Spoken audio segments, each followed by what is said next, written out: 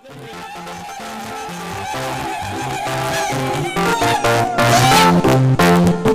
tu makofi pole pole.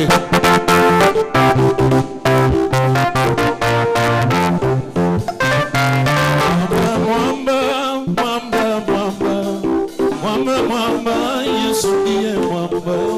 Mwamba, Yesu ndiye mwamba. Mwamba, Yesu ndiye mwamba.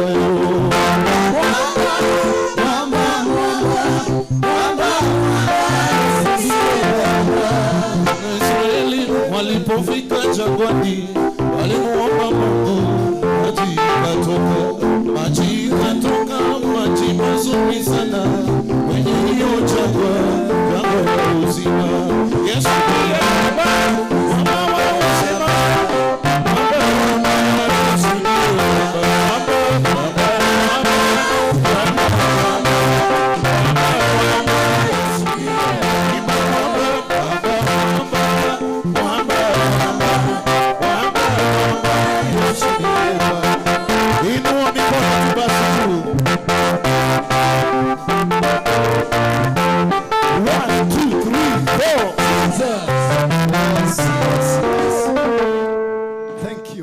Thank you, King of Glory.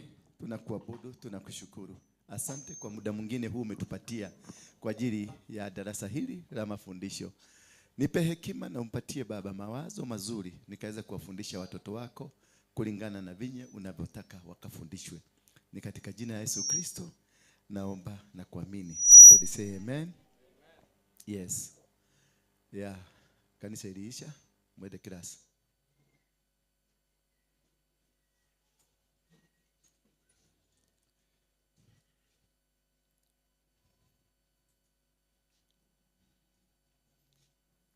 Oh yes, yes. Enda kirasi don, na uchukue kalamu na karatasi. Kalamu na kitabu si karatasi. Kila mtu anyonyeshe kitabu yake juu na kalamu yako juu. Inua juu kalamu na kitabu yako. Nataka kuona. Mami, kitabu yako iko wapi? I want to see it. Kama huna kitabu ukanyage nje uende. Sasa hapa mimi ni mubaya, I am mwalimu. Mimi si yule mtu mlikuwa mnaita pastor. Leta ile kitu pale, niweke hapa.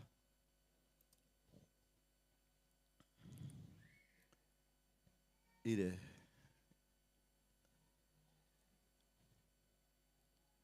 Naenda kama mzee Kobe. Don, you are still young man. Acha nikae hapa karibu nikae na. Yes baba. Umefika? Ulichelewa kwa nini? Ni jam. Ulipita barabara gani hii? Walipita ingine. Wakuonyesha pale walipitia. Yakawa ya kina haikuwa na jam. Thank you. Thank you very much. How are you? Embu. Umete kadhanjule kana umete kero. Umete kangaru. We mwaro vio. Najua huko kwetu kwa Waembu sisi hatukuwa kina ni leta B hatuna.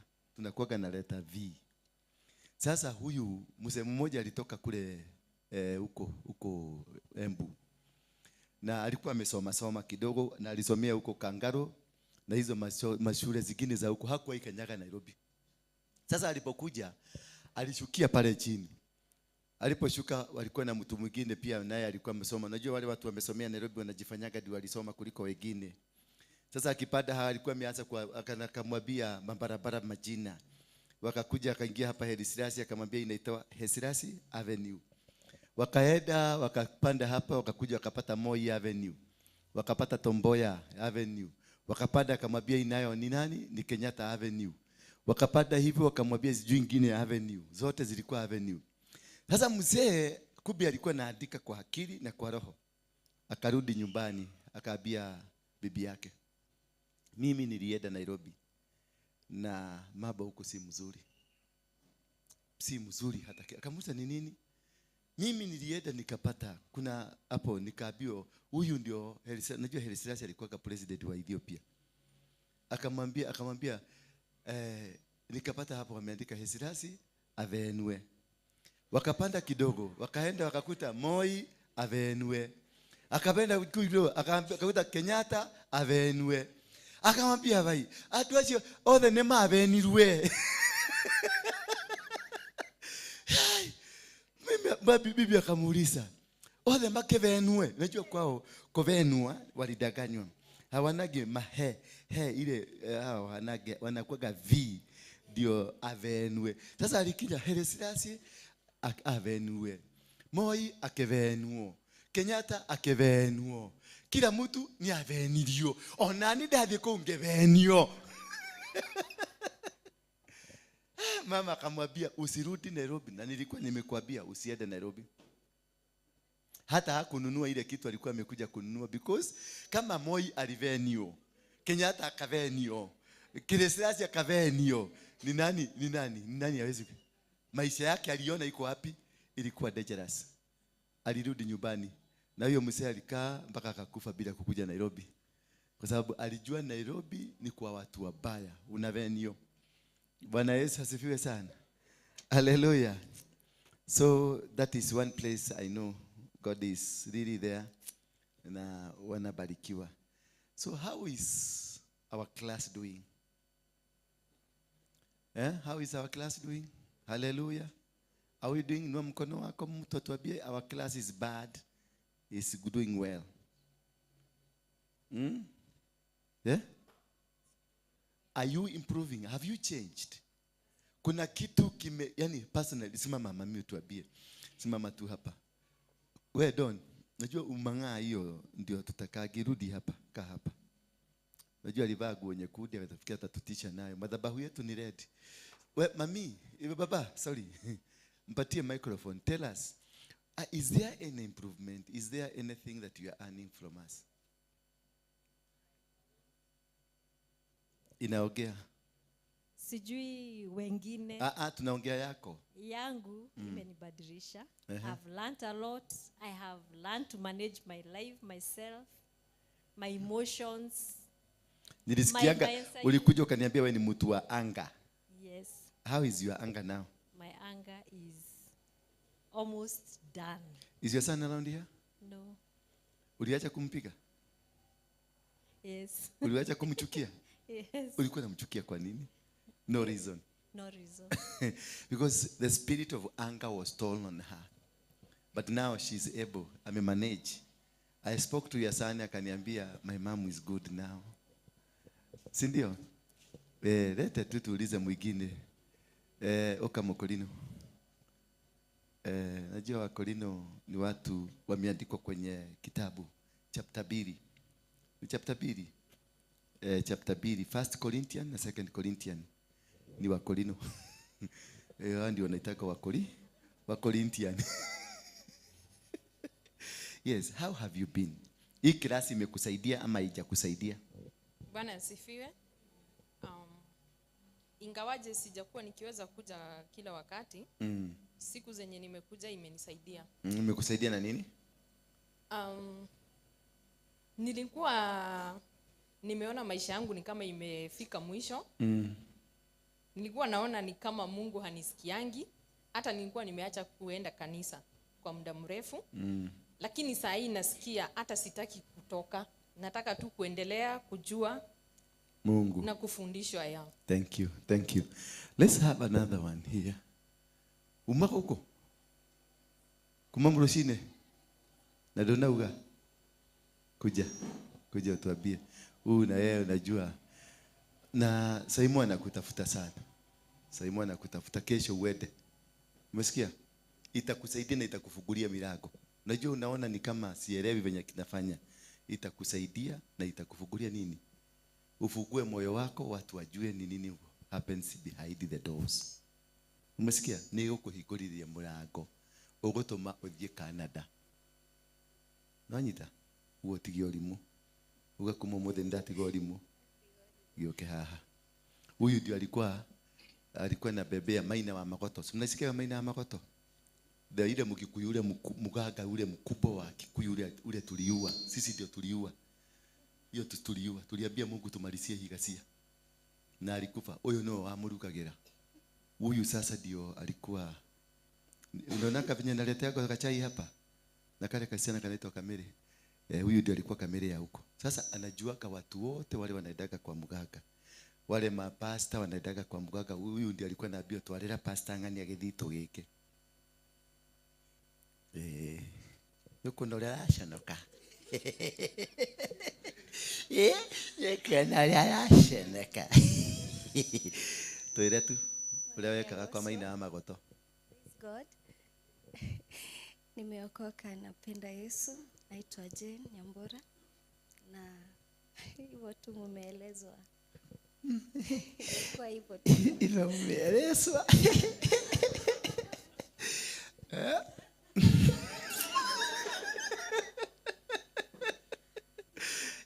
Nimewaeleza aje? Waeleze.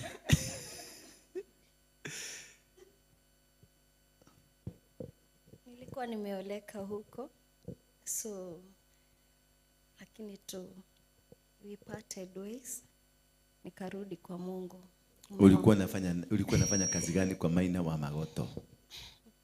Okay, nilikuwa tunaishi huko na mume wangu. Mume wangu ndiye alikuwa anamfanyia kazi. So nilikuwa karibu sana na huyo mzee kwa sababu bwanangu ndiye alikuwa anamhudumia. Kuna vitu zinaitangwa kukarakaro. So akitaka kwenda safari Aliyegekuyo lazima angetengenezwa. Nani? Suyo Maina. Ndio Aliyegekuyo. Ile unajua, acha kujiforce kitu ujui. Okay, Kikuyu. Nasema Maina wa Magoto. Aliyegekuyo. Okay. Mwaragia na Maina wa Magoto Githwairi.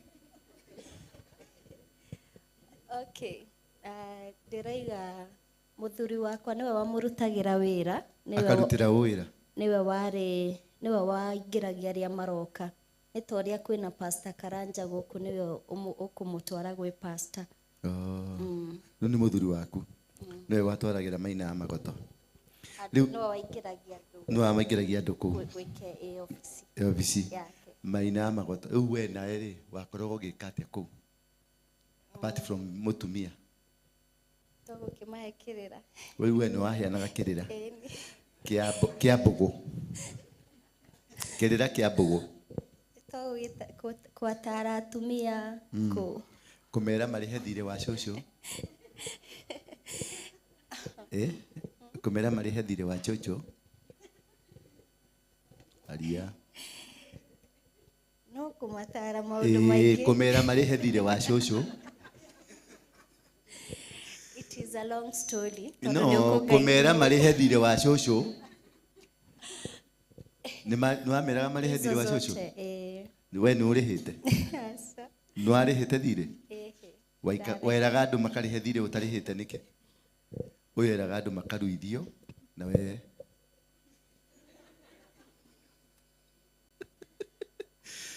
Uyu no mapasta maria mahuthagira ithito. Uyu no amane ya githito. Niguo kana tiguo? Kini ngoma ne mekuneo ne kunegerwo no matonyithia thiini manegerwo. Muthuri wakwa. We nawe. No arugagira Maina wa Magoto gachulu. No arugagira Maina wa Magoto gachulu. Newe ugwari ya karito irio turi orugite. Niguo ari ya gatuirio turi orugite. Na augaga wena njata nene. Ati we niwe riu mutumia uria ngatha wa atumia othe Kenya. Ati riri tondu ni ugire we mutumia uria munene gukira atumia othe Kenya ri. Riu ni amenyaga we ndurihite thire.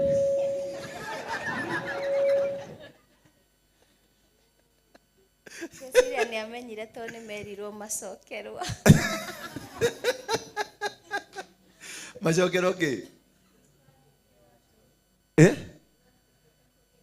Mucokero inyuothe. Mundu kungitie wara kuu. ugo mundu mugoyo utarona uri uramuhe gya kuria ti muri huthire ri mundu mugoyo ni fake kana ti fake ati uyu ate ari akimera ko makari hethire no uri uramatumwo thia kamere mari hethire we ndarihite hamwana tamurehe etaro kijana kuja wewe thire ni mukuriha wacogu wathani agoco takanyite haha takanyite oguo akanyitite takanyite oroguo ndenda gukahoera ndigakure ku we nona karadora uru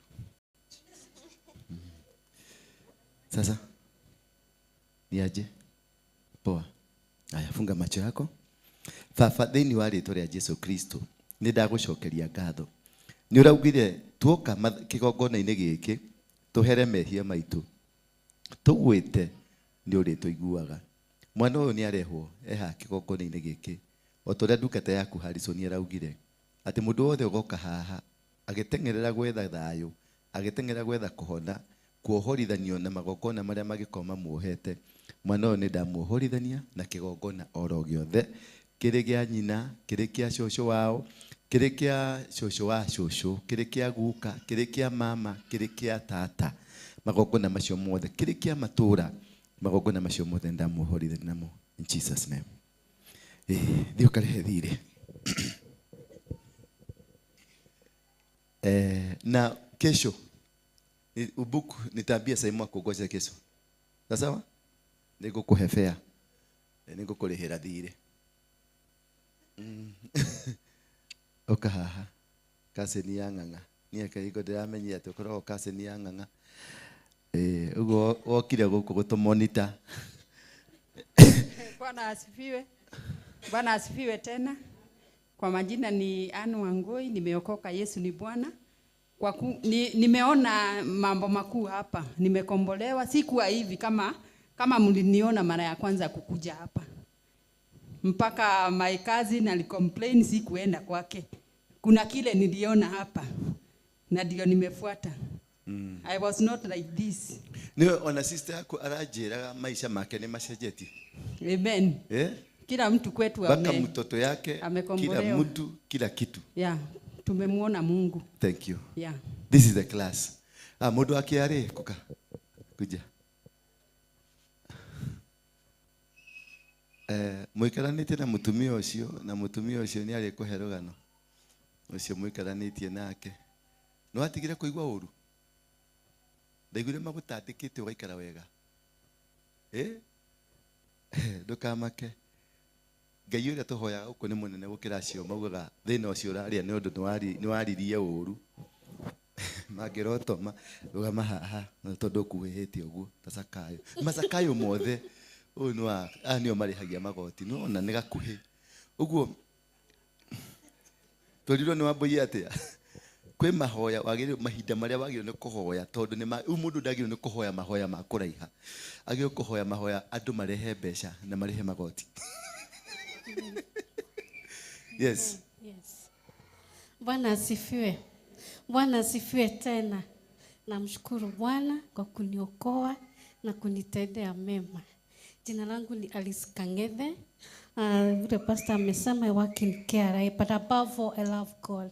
Kwa sababu nanipenda zaidi kuliko vile nampenda. Bwana asifiwe. Amen. Yes. God bless you. How has it helped you? Class.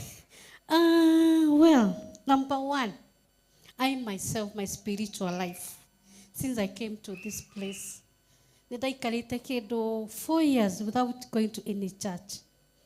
There were some issues there, here and there. But when I came here, niliona uwepo wa Bwana. A lot has changed, especially my kids. I'm a single mother of 2 girls. Not they show. However short I am. I'm a proud grandmother of 3 kids. Atewe chocho. Dega susu. Kerabulo kedete Jesu.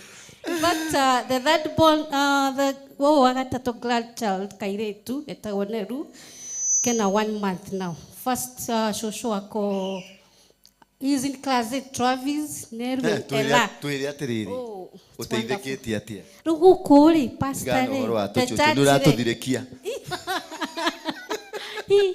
Let me tell you. Have you ever desired to have an experience with God whereby you are walking with your God? That's what I desired so much when I came to this place. Pastor, I want to walk with my God. And I've seen him. Even this morning, I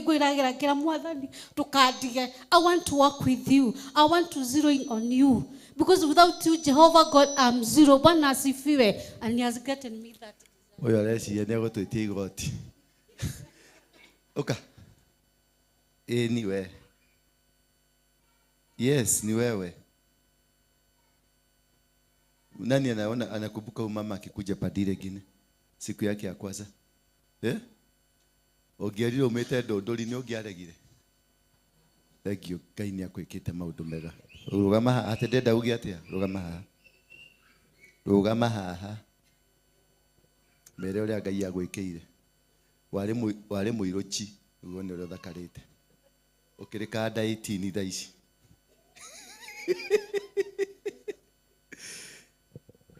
gaka nĩ gakwaria kau nĩ gakwaria. Yes no natumia aria mathanaga. Yes, I'm here.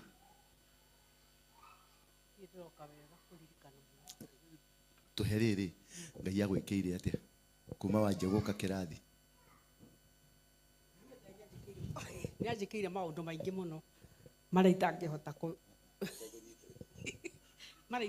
kuga, and I'm still on the way. Ni njira-ini jetereire acora njiriria ndiwe githungu ndikwaria kiu ona githuku ndikwaria riu kuma ndoka ndambĩrĩria rĩ ndĩna maũndũ maingĩ mũno ndĩrarĩ wa gũthira ona ciana ciakwa ciarĩ cia gũthira igĩrĩ no Ngai witũ nĩ arutire wĩra wake tondũ nĩ akĩhoire apostle akĩhoera rĩ na niĩ ngĩkĩmũrũmĩrĩra ona gũtuĩka rĩmwe thiaga ngatoroka ngarega gũka ngacoka ngainũka no ningĩ no anũmagĩrĩra tondũ nĩ anyendete githĩ ndũnyendete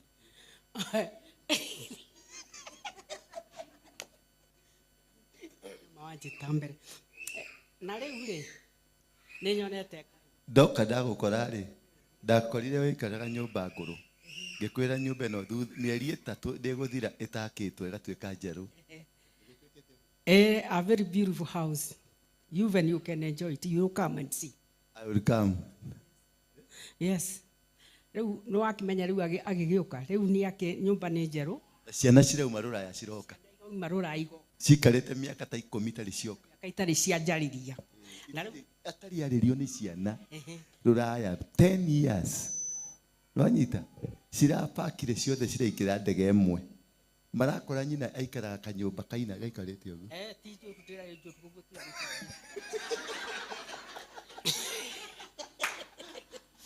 rĩu yakĩrĩo njega kana ũguo hiana but it is a very lovely house.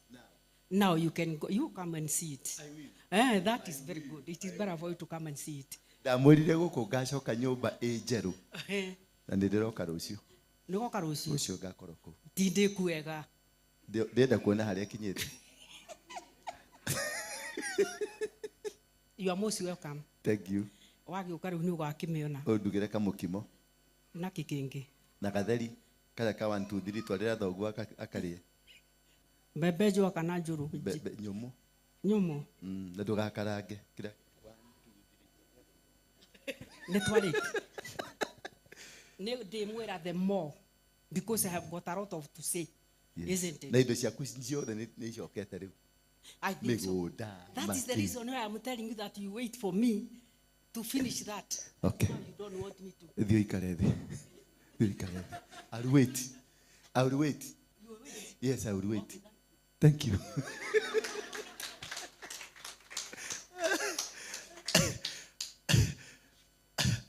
Nile imagine kuibiwa, nyota yako inaibiwa. Shamba uko na eka 10 Karen. lakini unakaa ni kama nyumba yako ile unakaa na ya mkuru kwa Ruben ni moja. Watoto wanaondolewa kwako forever 10 years. Kuna mtoto na wako Amerika na ni matajiri. Ugishoka kugate ni rali athina ari ni thina uri kurite na ni gwenaga kuokega maidia. Mundu ina utonga wothe lakini ukeherio. Mwathani agocwo. Mundu wa mahuhu maruhu walikupiga ati gumi kifua ukajikuta hospitali.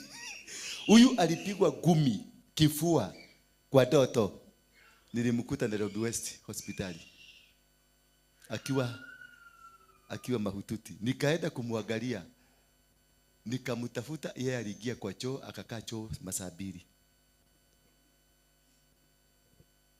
Nikiweka kioro nini nilimka saa 12 kwenda kumtafuta. Kufika huko nikapata mpaka kwa bali, akaniambia kwa the 4th floor.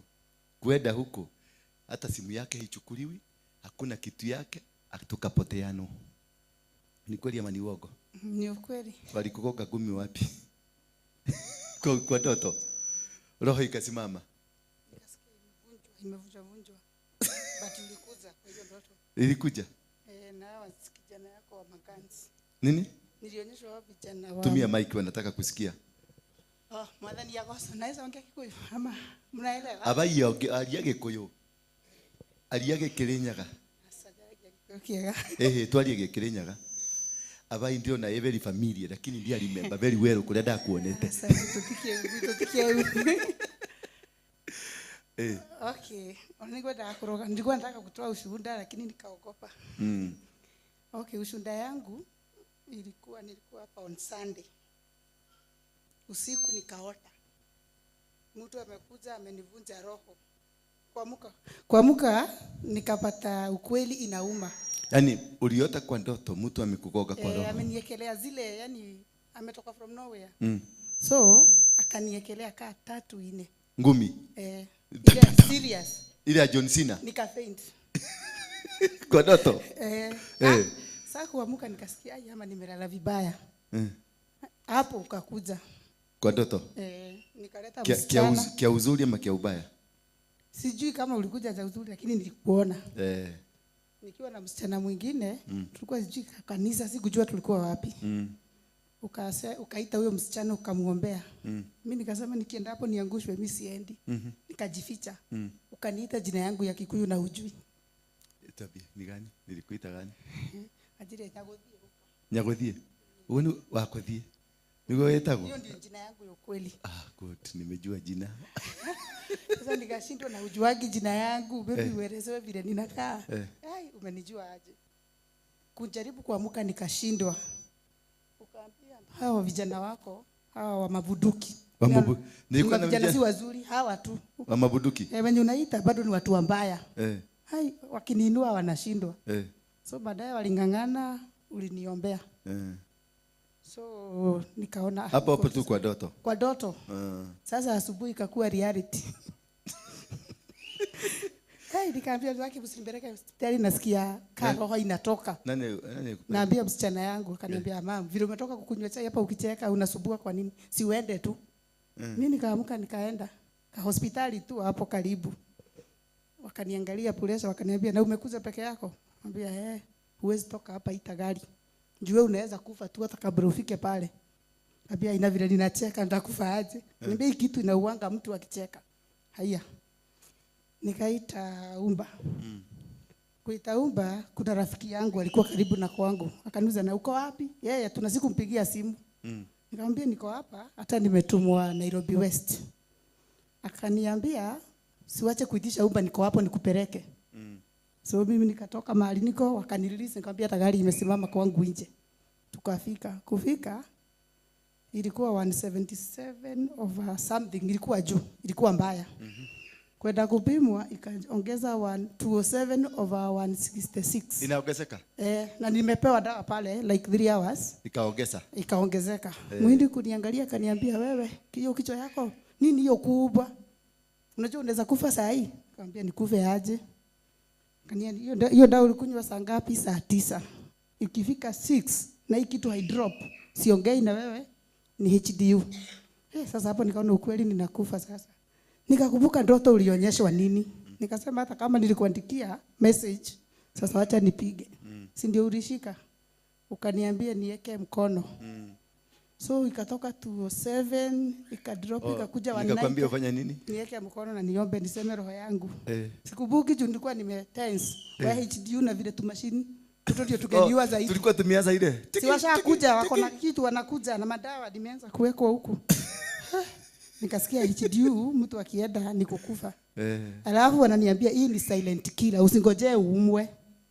Hata uvai kukua hapa actually umetoka hiyo masaa yote peke yako na ukamanage, ngambia ndio nikakupigia.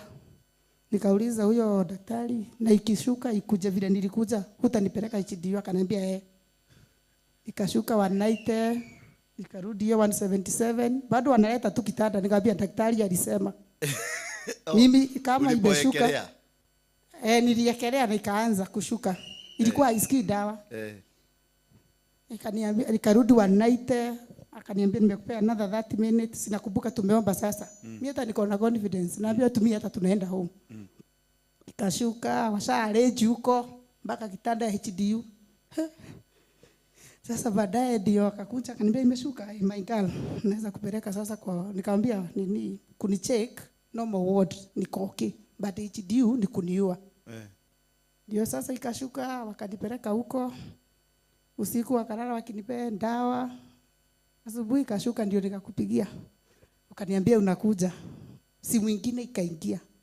So unajua WhatsApp na unaongea na nyingine uonangi. Niliona after 20 minutes ushakuja. Ukaenda. Nikamwambia gai Mungu unamleta then anaenda. Siageuze gari tu akuje. Aliekelea tu mkono niamuke niende.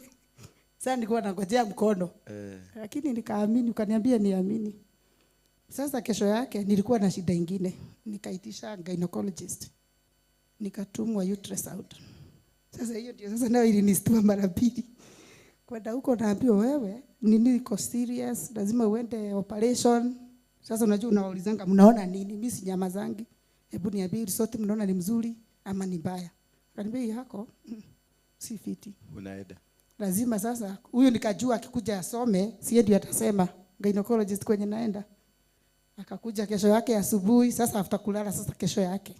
Akaitisha result ikapotea. Ikapotea aje? Sijui kwenye zilienda. File ikapotea huko. File iko sawa, but the results hizo mbaya. Haziko. Hazikapotea. Zikapotea.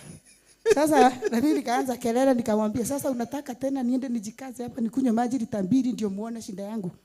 Mimi nipe zangu. Zikapotea na zikapotea. Sasa nikaambiwa rudiwe tena.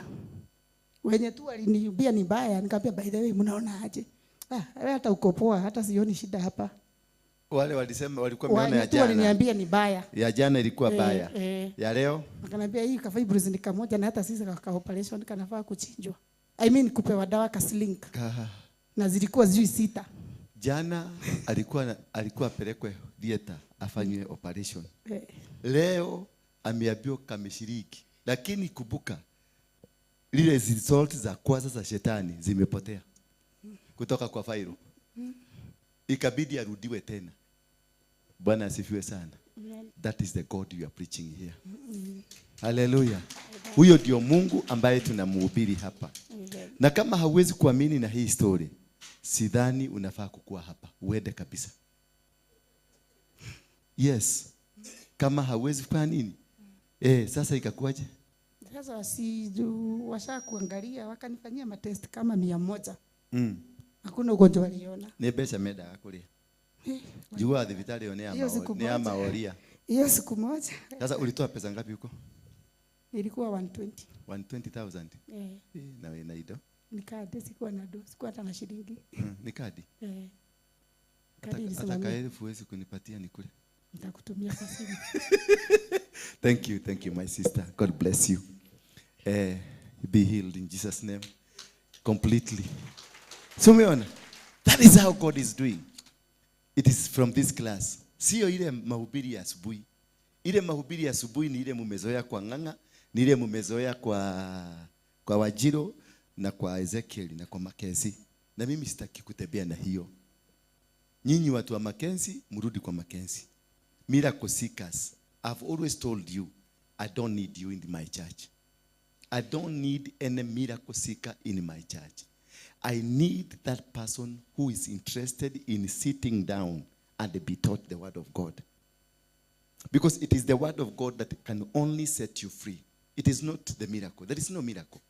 The miracle is understanding the word of God. The miracle is walking with God. The miracle is knowing God. The miracle is understanding what God wants with you now. Babuya ametufundisha asubuhi akatuambia, if you pray out of season, it won't work. So if you came here to seek a miracle out of season, mutaenda kunitafutia jia kunishabia tu. Na ndio siwataki. I don't want mudhimu kaja bina kule. Kugotire. Oshori. Mahoya make gotire kodo mathiaga. Why? Because it was out of season. That is why it didn't come. I also want to teach you that I can pray today with you, lakini tukoje mwaka mzima. Hiyo kitu itafanyika after 1 year. It is not a must ifanyike saa hii, but I can reignite. Ninaweza kufungua kifunguo hapa. Hiyo kifunguo ianze kufungua maneno pole pole. There are demons. Mtu anaitwa Naaman. Alitakuwa Naaman kaneta kwate. Ule alizunguka kwa maji mara 7. This man was told to go ndani ya maji aoge mara 7. Kwa sababu alikuwa na ukoma. Bwana Yesu asifiwe. Alipozunguka mara ya kwanza, mara ya pili, mara ya 3, ya 4 mpaka ya 7. Alifunguka mara ya 7. Akaulizwa ni kwa nini nazunguka mara 7. Akaambiwa, in you ulikuwa na 7 generational curses. 7 what? So you may come here uko na 10 generational curses. What will I do? I will pray with you, tutavunja 1 curse. Naenda kirukaruka kwa sababu mguu ilikuwa inakuuma. Under that curse ya kwanza ilikuwa inasababisha mguu inauma. Under the second curse kumbe ni mgongo. Hiyo ingine inashikaka kichwa. Hiyo ingine ni gynecologist. Hiyo ingine ni kukokwa gumi kwa doto unajikuta hospitali. Hiyo ingine ni hii. Hiyo ingine ni watoto. So what will I do? When we initiate a process of prayers, we initiate a process of a warfare. And this warfare, it is not a one-off. It is a process that tutaenda long term.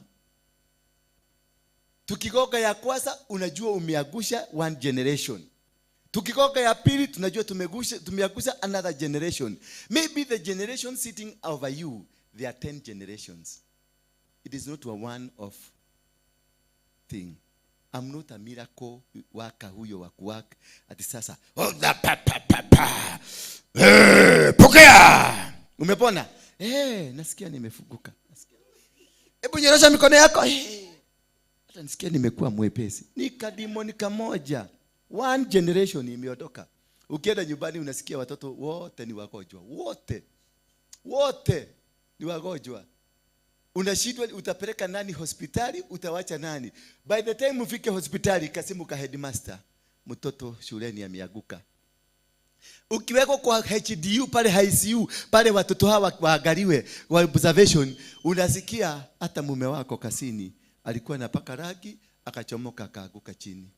Kidogo because umechokoza. Bwana Yesu asifiwe sana. When they discover they are losing you, they send their commanders to come and attack you. That is why you must sit and be taught how to know, how to understand. This thing has come. How do I deal with it? This thing has come. It is not about having your pastor. Do not make your pastor your small God. Understand the word of God. And this word of God, if you understand it, it is the truth that will set you free. It is not your pastor. I'm also struggling. Mimi sasa Wednesday hii ninaenda kwa Harrison. Kuna kakitu nimefeel kwangu kameanza kulifufuka. Nitaenda huko niekelee mkono nidondoke chini. Bwana Yesu asifiwe sana. Niliona wakiweka kwa TikTok ati nilianguka hapa chini. Is as if mimi si binadamu. No. I have a father. That is why niko na baba ambaye ninamtii, ninanyenyekea. I'm sitting under somebody. so that he can correct me. Nikitaka kufanya kitu namuulizanga, can I do this? Ananiambia stop this. Yeye ndiye alikuwa amenikataza nisipate mtu. Tulikuwa naye kwa ofisi, nilikuwa nimemwambia ndirenda mundu. Muria ndiraigwa ke? Ndirenda mundu. Akaniambia usijaribu, tuombe kwanza. Si wakati alikuja hapa mimi sikuwa nimemwambia, si uliona? Alisema sasa time ya mtu, season imefika yangu. Sasa kuna wale walikuwa wamekuja hapa kanisani hapo bereni wakiona kitoro kidake adikihali samu. Sasa walimekaa mpaka walichoka, walikaa kama kegogo. Unajua wanakuwa kama mafisi. Unajua hii mkono ya binadamu inakaka ni kama inaweza kukatika any time, si ndio? Akienda hivi, sina na ikienda hivi. Sasa fisi anafikiriaga hii mkono itakatika.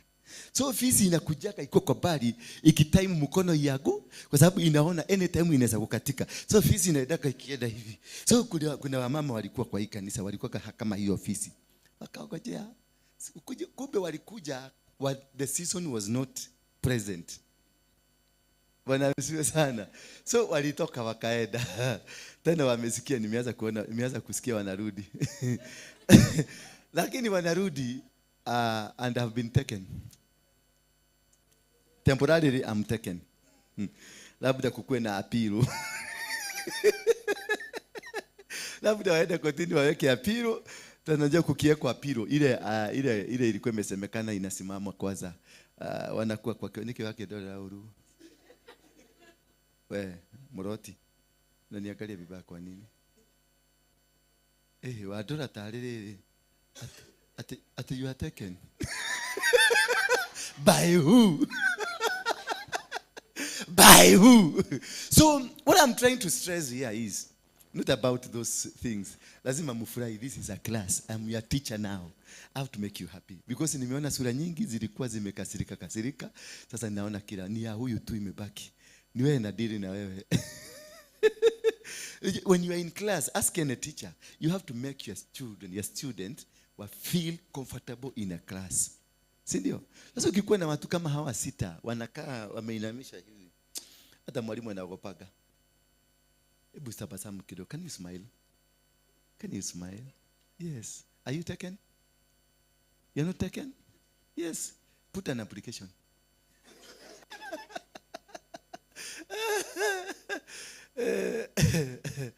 Yes. Hi. You're around.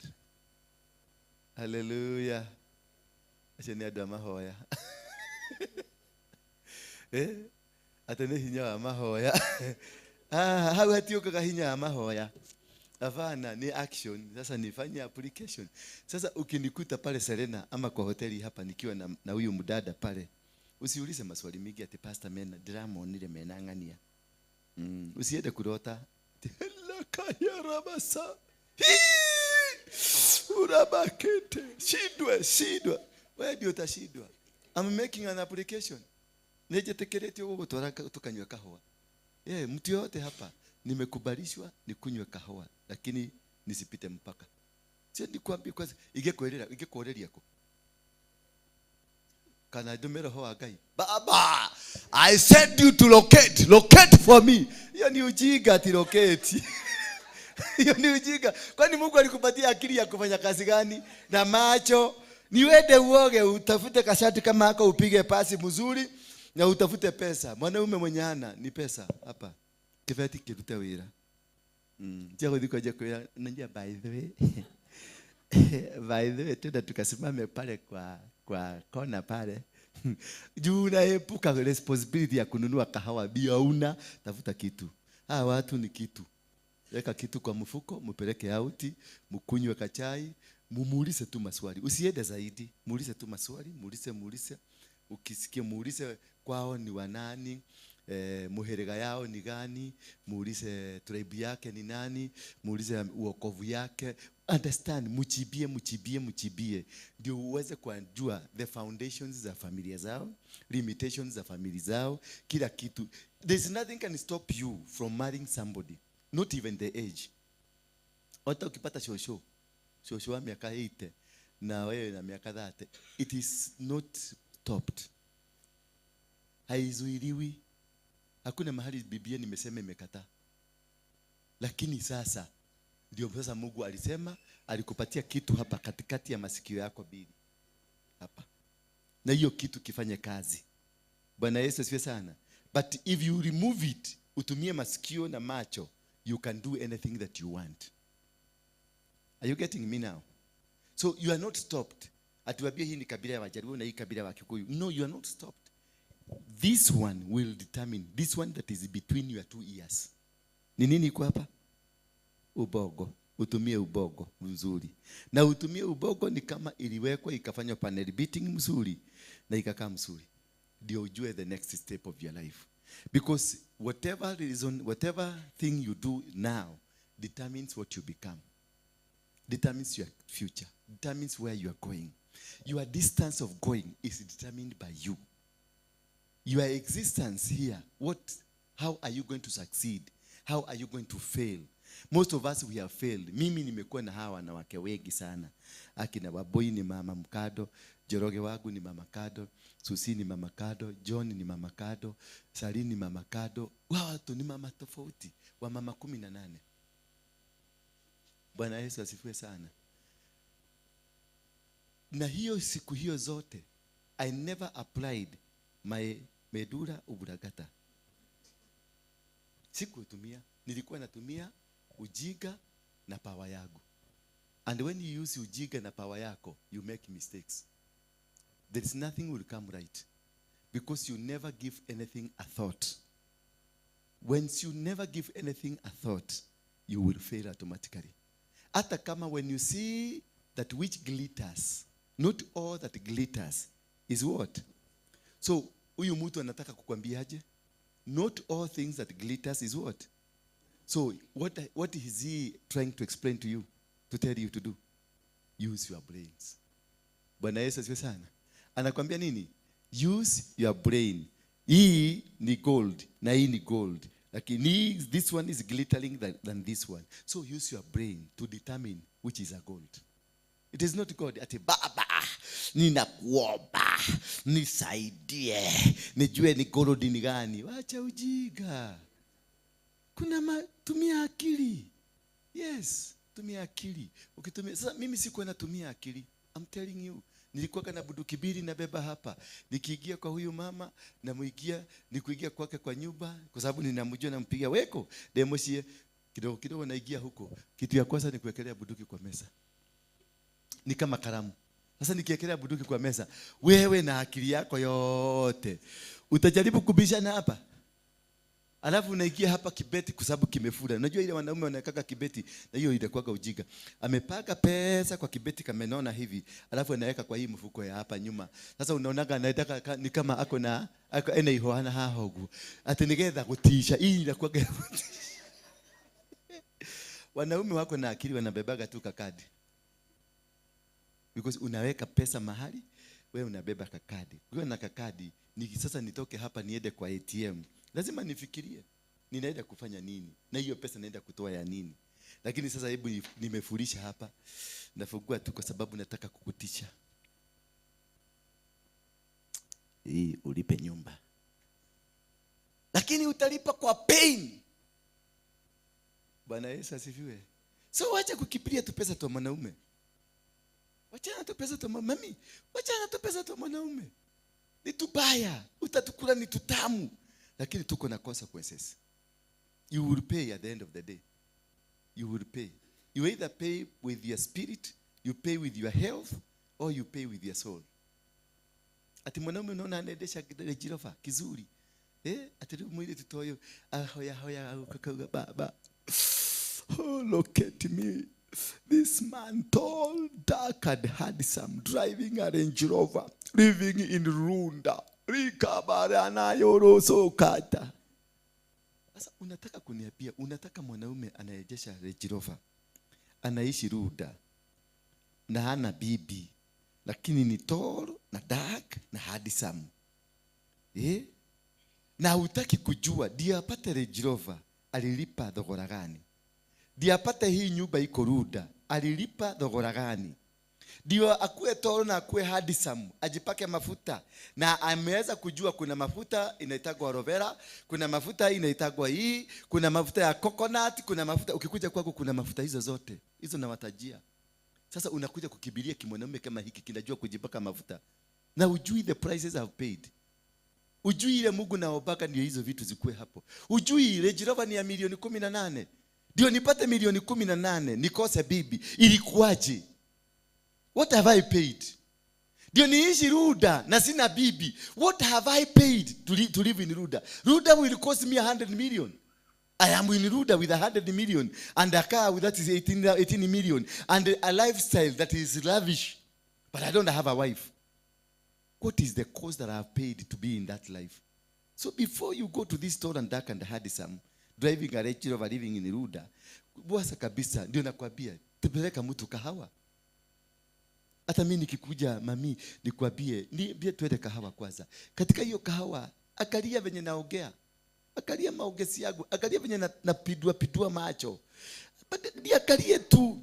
Angalia sana, be observative. Angalia macho venye nazunguka. Angalia kama ninakuangalia directly. Angalia kama naongea kama nimeangalia chini. Angalia tusimu tukiingia venye pale naenda kusukumusia. Naenda nakaa mahali kwa kakona naongea. Kama 50 minutes naongea na mtu. Ingine nakuja 70 minutes naongea na mtu. Alafu nakuja kwambia ninaongea na tunafanya biashara. Nakuja hapa. Kumbe na huyo bio ni darling mwingine naye alikuwa ameona. Sasa wao unafikiria ndani yake modo, lakini mmepagwa wanawake 8. Anatoka kwako saa hiyo after 1 hour, anakimbia kwa huyo mwingine. After 1 hour anakimbia kwa huyo mwingine. After 1 hour na ni dark, tall and handsome. Prepare to pay a price. Wethereke mundu gicho ngitanie. Wethodekere mutumia. Make your husband the husband that you want. I can be your husband. Ule unatakaga. Siku na ule unatakaga kwa kichwa. Nitengeneze nikue. Na hata bibi. Kuna ule bibi natakaga. Ni wewe nitachukua huyu. Na ulevi yake na mendo yake. Nimutengeneze. Nimchomoe kile kitu natakaga. Make your wife. Make your husband. Don't. Mtu ameudwa. Anajua mwanaume ukiona anajua perfume ya Aline. Zile zinaitagwa. Zile expensive zinaitagwa aje? Cologne, zile igile boss, ile Yugos, anajua hizo mavitu, anajua kuna mafuta ya aloe vera, anajua kuna kokobata, anajua, yani unajua sisi tunazoea kutojipaka mafuta. Ile mafuta hata ukipata ya blue pad unafanya hivi, unakaa sawa unaenda. Ukakenda kwa closet ya mwanaume, uone vile mafuta na hakuna bibi kwa hiyo nyumba, think it twice. Wacha ujika, hapa kuna mtu anakujaga, wewe ndio ulikuja, yeye ndio ilikuwa siku yako hiyo. Maana siwe jana kulikuwa na mtu mwingine na ndiye alipaga vizuri. Ukute tu closet ya mzee tushati tumepakwa, tukoti tumepakwa na hana hata mfanyikazi kwa hiyo nyumba. Hana mfanyikazi na kanyumba unaweza kuwekewa chakula hapo na ukule. God has blessed me with a man. He is so smart. He's so clean. Mwanaume gani clean? There is no man who is clean. No man. Hakuna. Nikupagwa tunapagwa. Sisi ni wajika. Bwana sasa sana. Nikupagwa. Ukiona tushati twangu tumeng'ara, wacha kunifikiria niko na mama ananifanyianga kazi kwa nyumba. Amenilelea, anakujaga na kaka hiyo kiti. Amenilelea watoto wangu wote huyo mama. Chakula nikienda nyumbani nitakuta chakula. Ananibebea sade, anakujaga amenibebea chai na gwashe na doma. Wengine wananipatia majange food hapa. Huyu anajua, ni mama Mjaluo anajua. Bwana Yesu asifiwe sana. Tumekuwa na yeye, amelea watoto wangu for quite a long time. So that is why I have succeeded kukuwa msafi. Kwa sababu kazi yake ni hiyo, kuosha nyumba, kuosha tunguo na kupiga pasi. Ndio unaona nimenyoroka.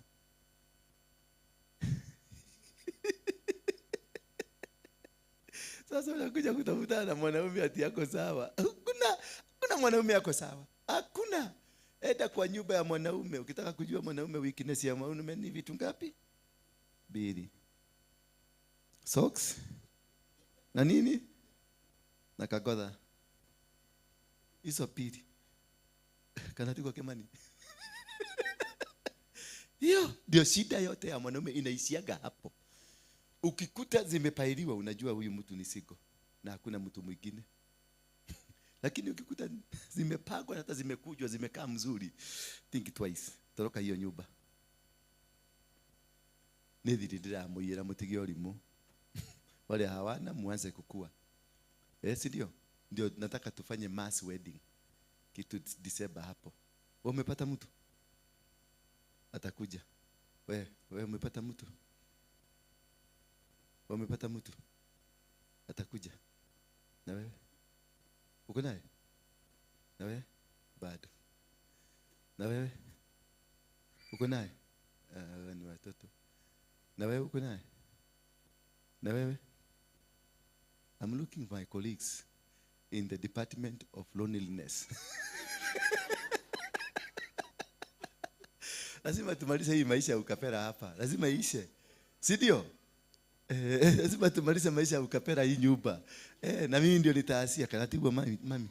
Yes, hoera gani modu. Ni hoya gira. Thank you. Naona kuna watu genuine wananiobea. Familiar spirits you must conquer. Bwana Yesu asifiwe sana. Familiar spirits that you must what? Conquer. Because if you don't conquer this, you will not succeed in your life. You will not make it. You must conquer. If there is anything that you must conquer in your life, it is the familiar spirits. Because they are dangerous. They look like they are helping you. Kama hiyo ya tall, dark and handsome. Hiyo ya kukuja hapa kanisani, unasahau ulikuja kanisani kumtafuta Mungu, unakaa venye unataka. Maana kuna wengi wamekufia hapa. Kuna mioyo nyingi imekufa hapa. There are so many spirits have died here. Ministries zimekufia hapa. Uliolewa ukiwa mwanamke alikuwa anapiga magoti moja chini, sasa wewe ni mangao na biaga msee. Nenda hapo kwa microwave, kuna chakula imewekwa hapo. Sasa hiyo umekanyaga brageti. Kwa sababu you no longer see this man as anybody in your life. Siku ile ulikuwa unamuitaka darling, baby, babe, zote ziliisha. Because he is no longer. Most of us, we have failed in our marriages because of the familiar spirits. Most of us have failed in businesses because of familiar spirits. Most of us have failed at our workplace because of familiar spirits. But the day you come to recognize that this is a spirit that can destroy my foundation, because the familiar spirit is meant to destroy a foundation of yourself. Tusome kitabu cha 1 Samuel chapter 15 from verse 1 to 3. Karanja. Atogire ikaraga na mutumia hakuhe nigetha ukunyaga tondu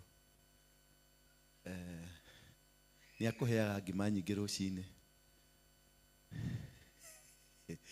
1 Samuel chapter 15. Anayo gakima ni gatuma mundu acoge. Gakima ndio ni karanuga, kuna mali kaugari kanapigwa. Yes, tusomea tu verse 1 to 3.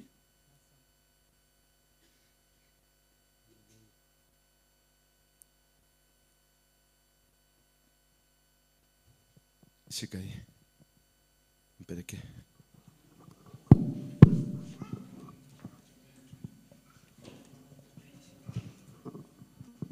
1 Samuel chapter 15, from verse number 1 to 3.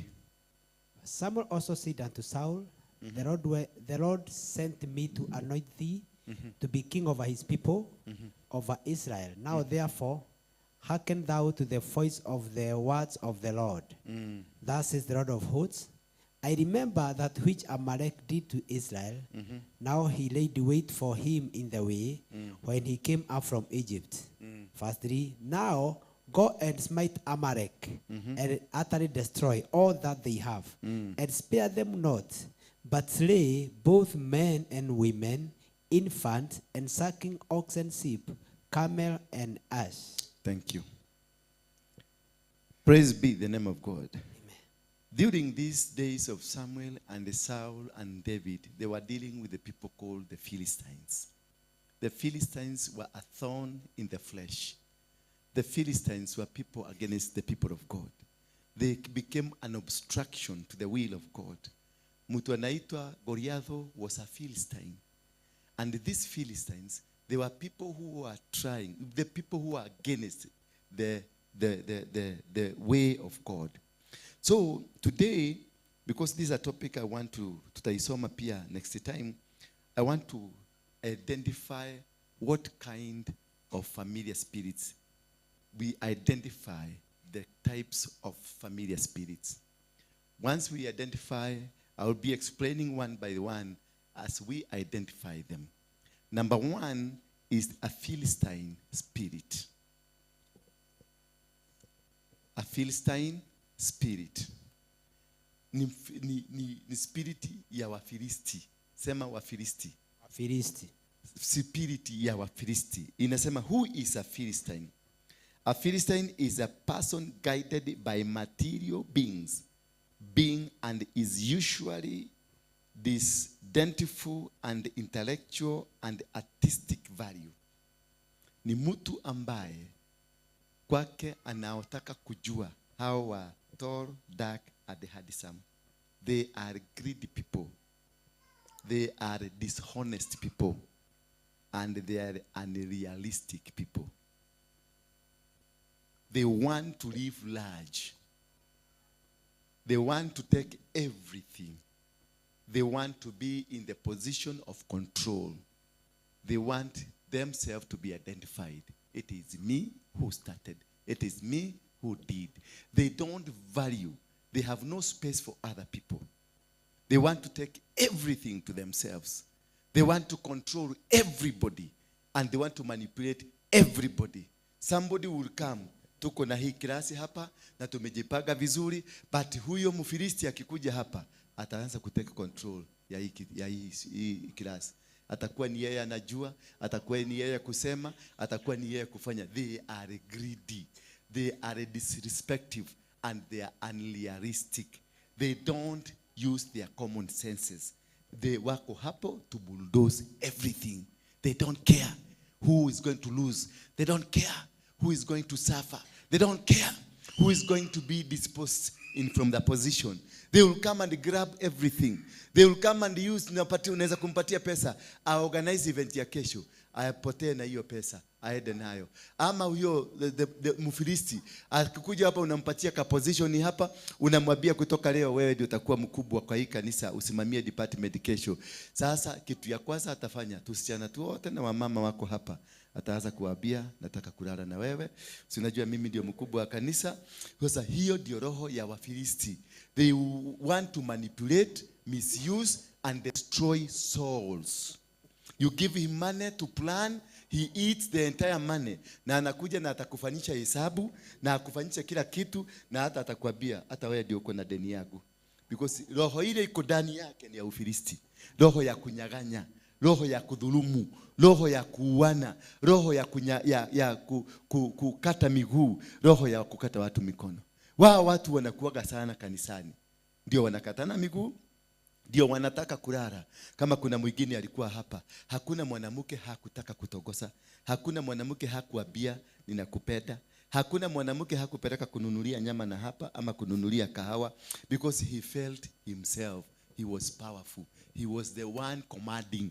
He was the one everything. Na wakati siku moja alisikia mtu mwingine amechukua pesa ambayo ya kufanya development, alikupigia simu wewe ambao umechukua, akakuuliza, who allowed you to go kukaa na apostle? Nani alikukubalisha? It is me to go split down na apostle, alafu mimi ndio nitakuletea pesa. Alafu kimupatia, anakula zote. Bwana Yesu asifiwe sana. Na ana make sure ameua maono. Kwa sababu hao ndio wauaji wa nini? Wa maono. Wanaitangwa waua maono. Hao ndio Wafilisti. Walitaka kumuua nani? Daudi. Maana Daudi alikuwa na maono. Walikuwa na Goliath ambao wana wote wa Israeli walipojaribu kufanya chochote walizuia. Hao ndio walipigana na Abraham, ndio walipigana na Isaac, ndio walipigana na Elijah na Elisha, wakizuia maono ya Mungu yasiendelee. Na wanakujaga and they know how to position themselves. And they are powerful, they are strong, and whatever they speak out, You cannot. Atakufrustrate. Asikie sasa wewe nimewachia huyu pesa na yeye ndiye anafaa kuchukua pesa. Atakuvuruga mpaka utampatia pesa yote. Hiyo pesa atakuvuruga na lazima hata ukakuwa mgumu useme maadili amunegera pesa hiyo utampatia upende usipende. Atakuja atakampu kwako na atakuvuruga mpaka utapatiana hiyo pesa. Huyo ndio tunaitaka Mfilisti.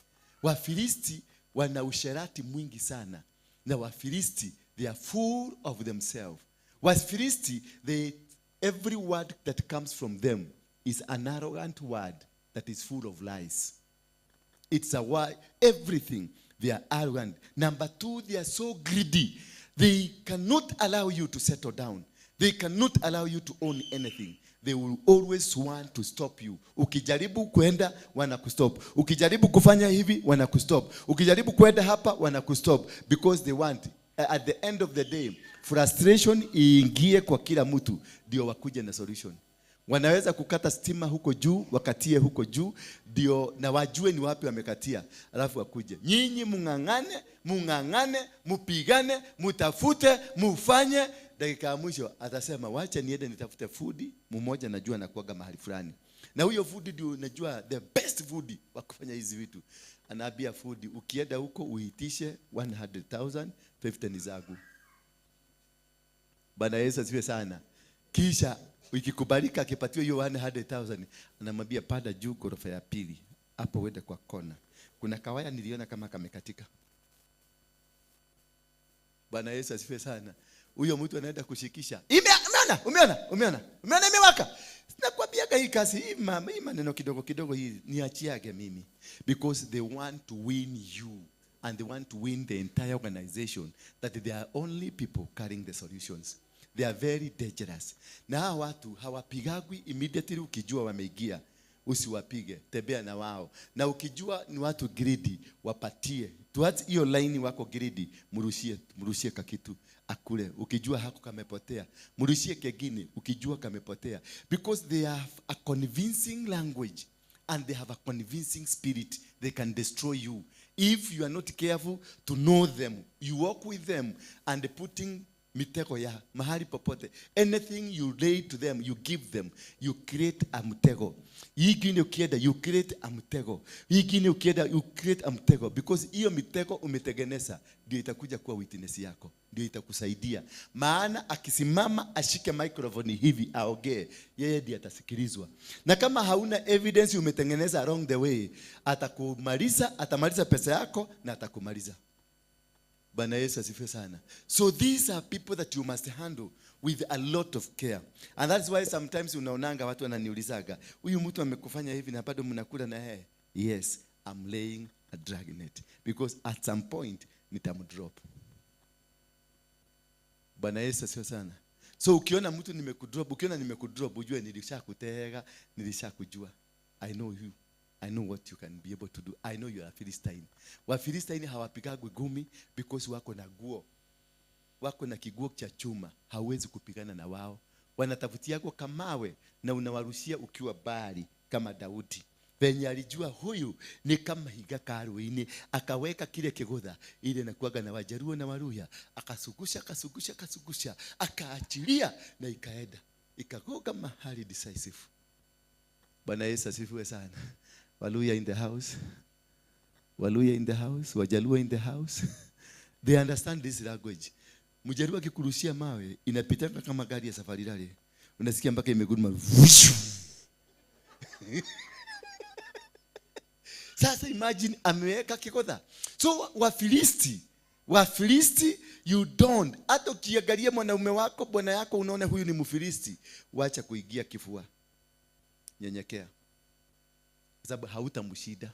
Ako na power, ako na authority, na spirit yake is a manipulative spirit. Ata convince watu wawili watano na watakumaliza. Na atakupiga. Even if you are right, people will be saying you are right. Where do you go right? But ile language inatolewa. Ushakutana na wale makaga wanakuaga. Wamakaga wote wanakuaga Wafilisti. Kwa sababu makaga anakuambia usipaki gari yako hapa na ukipaki utoe shilingi 200 na sio shamba yake. Na ukijaribu kuweka hapo gari, utaona makaga wengine wote na watu wa pikipiki wengi ni Wafilisti. Wanakugogea gari alafu wanakusaraudi, wanasema wewe ndio umefanya, na wanakupiga na wanakujaganya pesa. Bwana Yesu asifiwe sana. Hiyo sasa ndio roho, and they are always dishonest. Number 3, they are very dishonest. They are never right. They will never speak anything that is genuine. Mutapaga na yeye mkutano ya crusade, lakini amepaga mahali atakugogea. Amepaga, anaweka budget ya shilingi 1 million, na hiyo crusade yote ni 200,000. Lakini ile venye amepaga mavitu, amepaga, hata akikuletea karatasi unaona this man is correct. Na ni watu wanakujaga, unaona ni kama ni wao walikuwa wameogojea. In my ministry I was waiting this man. This is a man that will change my ministry. But he is a Philistine. Bwana Yesu asifiwe sana. Huyo ndio nakutanaga naye, unasema wow, what a man. You are the one I've been waiting. The husband that has been dropped from heaven. Ni kusiliwa, amesiliwa na amefugwa vizuri, na imeandikwa hapa agent, do not open. Ndio kafungulie kwako, na imeandikwa upside down. Nenda kwako ufungulie huko, utaona tudhuraku tumetoka, tudhuya tumeruka nyumba mzima, utalia, utaishi kulia maisha yako yote. Na ulikataswa, na uliambiwa hii kitu, hii bahasha usiguse, wachana nayo. Wafilisti wengi, watu wengi wanakuaga wamewaona, lakini wewe hauwaonagi, kwa sababu venye alikuja na akakamata macho yako, akakamata masikio yako, akakamata mwili yako, soul yako, spirit yako. Hauwezi ukaona. You need some people to come and help you. When you are working under Philistine, you need somebody. Unaweza kuwa ni mke, anaweza kuwa ni bwana, anaweza kuwa ni mfanyi biashara, anaweza kuwa ni mfanyi kazi, anaweza kuwa whatever. They come. Do you have ever seen these people who come in your organization and they plant themselves in a position, they even control you? Unajaribu kumwelezea this no, ati tufanye hivi, anakuambia no. Mwananea botige. Hii kazi tulifanya. Mimi nilikuwa Rwanda, hii kazi tulifanya. Hii nikatoka nikaenda Burundi, hii kazi tulifanya. Tukaenda mahali fulani, hii kazi tulifanya. Mimi wewe kaa chini, nilikwambia sasa pumzika, nimefika. Huyo ni Mfilisti. Huyo ni nani? They position themselves. They position in the ranks za chairman, za secretary, za treasurer, za organizing committee. They position. Akiingia kwa nyumba yako hata ni mke, lakini venye anaongea ni kama taburaita, ni kama kitu kinaandika, na maono yake ni kama real. Ukimwangalia hivi ni kama real, na akimaliza anasema hora babaraka se, anaingia kule kwa maombi kusema anaombea hii maombi. Ni Mfilisti. Bwana Yesu asifiwe sana. They are unrealistic. Anakuletea kibudget, bako na shida huyu mtu. Anafikiria natoaga hii wapi pesa. Anakuletea kikitu. Kibudget akikuwekelea, yani organization yenu yote, production yanyu ni 30,000, lakini anawekelea budget ya 1 million hapo. Na hako confidence, na anasema monene tungika hii tukafanya. Tumebadilisha sura hii organization. Na anakaa anasema najua fulani, unajua yule jamaa anaitwa Mwagi, yule tajiri anakaa Ruda.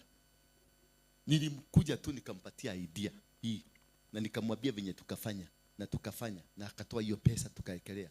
You see now, ako na maroli 100, ako na duka 10, ako na nini, saizi amefungua duka nyumba Ivory Coast, na ako Dubai, na ako kila mahali. They are unrealistic. They don't care whether you are going to die or you are not going to die. They don't care whether you are going to achieve or you are not going to achieve. Mkiaguka kwa sababu mtaaguka, analukaga pande ule mwingine. Nilijaribu kumadvise hakusikia. Nilijaribu, tulienda maombi siku 3 tumsaidie, lakini kichu huyo mtu huwezi kumwelezea. He knows all. Yeye anajuaga. Tuliweka tukamwambia tufanye hivi. Mimi mwenyewe ndio nilisimama, hata nikatoa shilingi yangu 50,000 tumsaidie, lakini angalia ameanguka. They're very unrealistic. They don't care. You will start a small thing, they will come and grab it, and they don't care. They have a merciless heart. They don't care. They don't care your death.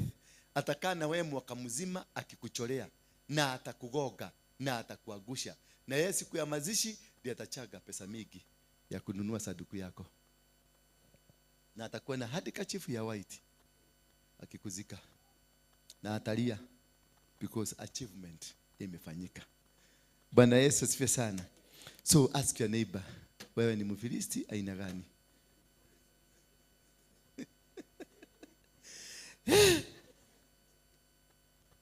These people, they can't trust God, but fail to obey God. They can't trust. They don't trust.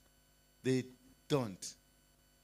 They will come and speak every good word that is of God, but they don't trust the God they are talking about. Bwana Yesu asifiwe sana. Hallelujah. Tuingie kwa a familiar, second familiar spirit inaitwa the Amalekite spirit. Wa Amaleku. Wa Amaleku ndio hao walishika wakachukua bibi ya nani? Walichukua bibi ya nani? Walichukua bibi ya nani? Hallelujah. Wa Amaleku walikuwa na bibi ya nani? Wa Abrahamu. Na nani mwingine bibi yake walichukua? Isaac. You see, they have a manipulative spirit that controls.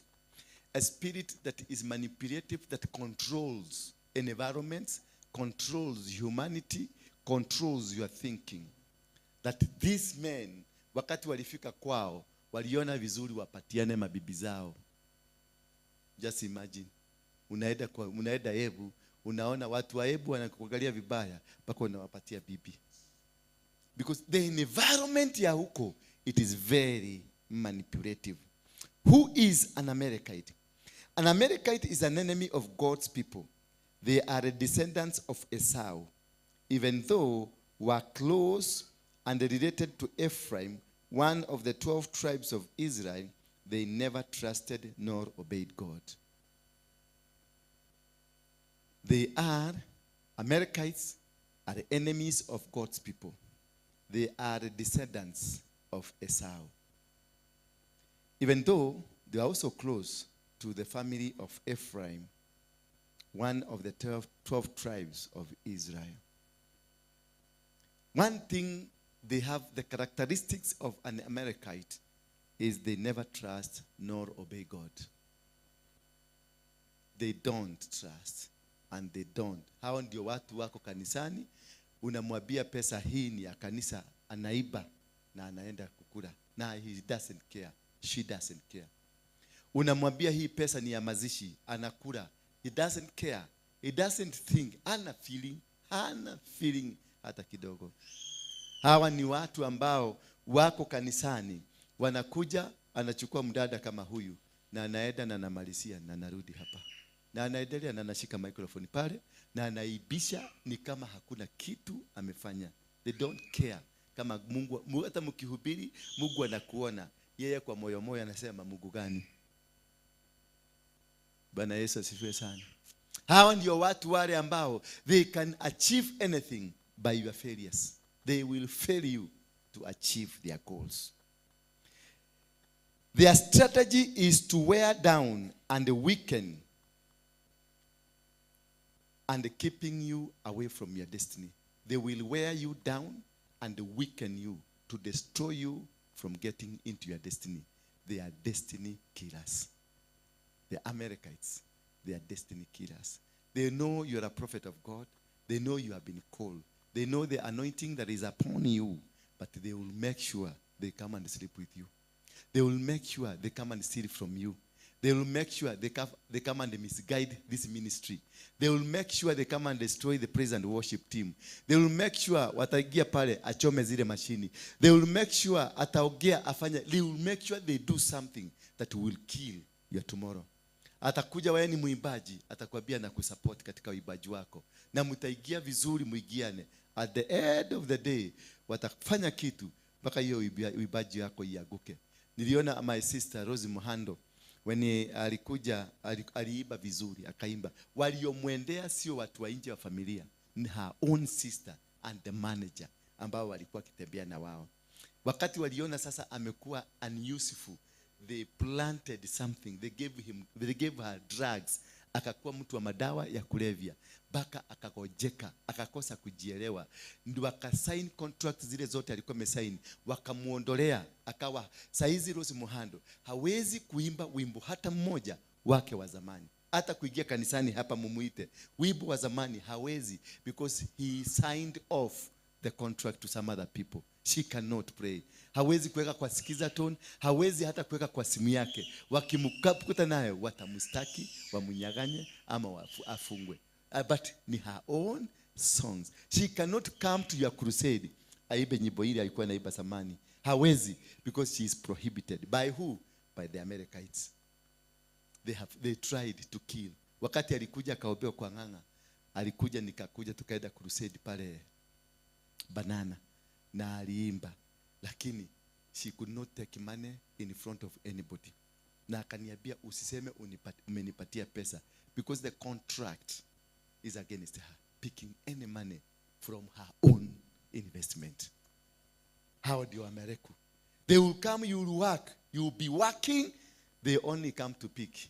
Unafanya kazi mwisho wa mwezi wanakuja wanakwambia. They will create a situation that you must give them money. They will create a situation that they kill that investment. They will create a situation that a church like this one goes down. Bwana asifiwe sana. They are very strategic. They plan way ahead of you. Wanatumia uchawi, wanatumia juju, wanatumia kamote, wanatumia gedhito, wanatumia any form of a lie to achieve their goals. They can even pretend to be sick. They can pretend that they are in prison. They can pretend they have been locked in, because they want to extort money from you. They want to extort something from you. The main spirit in this kind of things, it is they have ego. If somebody can read for us Genesis 3 verses 9. Despite knowing the mistake he did, he never bowed to repent. Had he repented, God could have probably abandoned. Somebody to read for us Genesis 3 verses 9. They don't repent. They don't bow down. Genesis 3 verse 9. Ajue ako na makosa, ajue hana makosa. Ajui bow down. Akisimama, anasimama kidete. Na ataongea yake yote. Hata kama makosa imejipaka kwa mwili yake inaonekana. He will never. Genesis 3 verse 9. And the Lord called unto Adam and said unto him, Where art thou? And he said, I heard thy voice in the garden, and I was afraid, because I was naked, and I hid myself. And he said, Who told thee that you are naked? Hast thou eaten the tree whereof I commanded you that you do not eat? And the man said, The woman who you gave me to be with me gave me of the tree, and I did eat. That is what we call man spirit. Man, thank you. That is what we call a man spirit. A man spirit is full of ego, is full of themselves. We, the men, including myself here, I will never bow down to a woman. Even if you found me doing it, I will tell you I was bewitched to be here. God spoke to them and asked them, what are you doing? And he told, instead of repenting and recanting, he told God that the woman that you gave me. So it is not my mistake, but your mistake. The woman that you gave me made me to do this. So go ask that woman, not me. Bwana Yesu asifiwe sana. That is the man spirit is full of ego. It is a man spirit that manipulates, controls, and they never surrender. Because they believe we are always right. Even if we fail, even if we go down. A man, even if he's found on top of somebody, this man will always come with a story and say, Ata mimi sijui nilijikuta hapa. Huyu mwanamke ni mchawi. Venye alinitoa mimi nilikuwa kwa ofisi. Hata sijui, hebu niambie mimi niko wapi. Niambie. And that's a wife anaambia. Niambie tu niko wapi. Mimi hata makana ndiretekia. Niko yani wakora huko. Gekatia. Nie gekatia kai chikwera hata kai. Lakini he took himself there. But because this ego that we have, we men, we can never say die. Hallelujah. Hallelujah. So this is a spirit, a very dangerous, the spirit of ego. They had. Number 4, the spirit of woman. The spirit of woman. It's another dangerous spirit that we must be able to win and conquer for us to achieve. And when you have a church like this one, with so many women, because churches are brought up by women. Ukienda kanisa ukose wanawake, that kanisa haiendi mahali, itaaguka somehow. But when you find so many, the ministry of Jesus was guided and propelled by women. Although he had men in the name of the 12 disciples, there are women who supported. In fact, it is the women who started evangelism. They're the ones who said, Yesu ni aliokete. Bwana Yesu asifiwe sana. They're the one who did a greater job. Remember, sometimes Jesus will abandon his 12 men and go sit around with women and plan with women, because women are influential, women are controlling, women are loving, women are caring. So when you have a woman around you, you become full of yourself. When you have a woman walking beside you, you succeed. That's what they have said, that every successive man must be connected to a woman. Bwana Yesu asifiwe sana. I don't dispute that, but I also can dispute it. But I want to go with many because they are saying so. So what is the woman spirit? The woman spirit is crafty. Characteristics of a woman spirit, they are very crafty. They are very crafty. Watakucholea. They will make sure they win the plan. Ata kneel down. Ata nyenyekea. She will walk with you even if it means 6 months. But she will hit you hard. They don't forget. They keep walking with you knowing who you nitagoga. The woman spirit, she can walk with you until you sleep with her. If she's determined, one day I will sleep with this man of God, she will sweep the church. She will wash everything. She will come and do. She will even borrow loans from banks to make you happy until she catches you. And the way she will catch you, you will pay the entire price she has spent on you. A woman money, for example, I have been working. You are in the house. You are a housewife. I will give you money day in, day out. I will sustain you. I will dress you. I will house you. I will feed you forever. But the day I lose my job, and then you happen to be doing something, then I stay in the house for 3 weeks. That is when you will see the characteristics of this woman. And she will be shouting at you, calling your brothers and your sisters. But when for 10 years you have been with a remote in the house and I have never complained, but 1 month, 3 weeks, but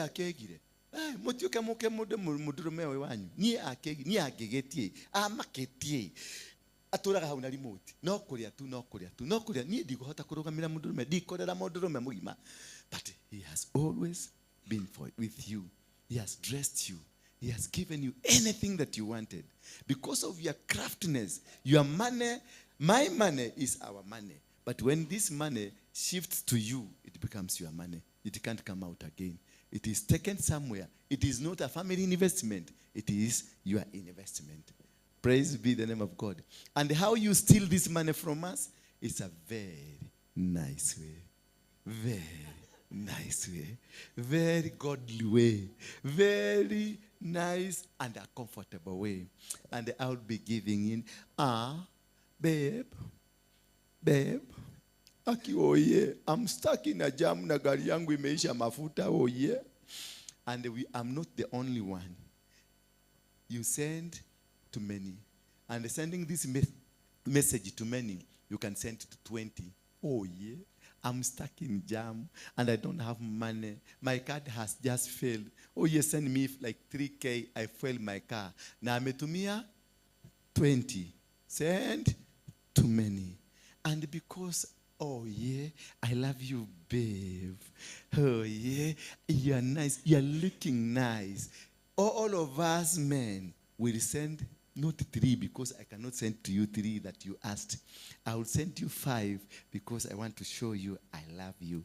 So the 20 will send 5 and above. Within 30 minutes, this girl will be 70,000 richer somewhere drinking at Aquila and enjoying life.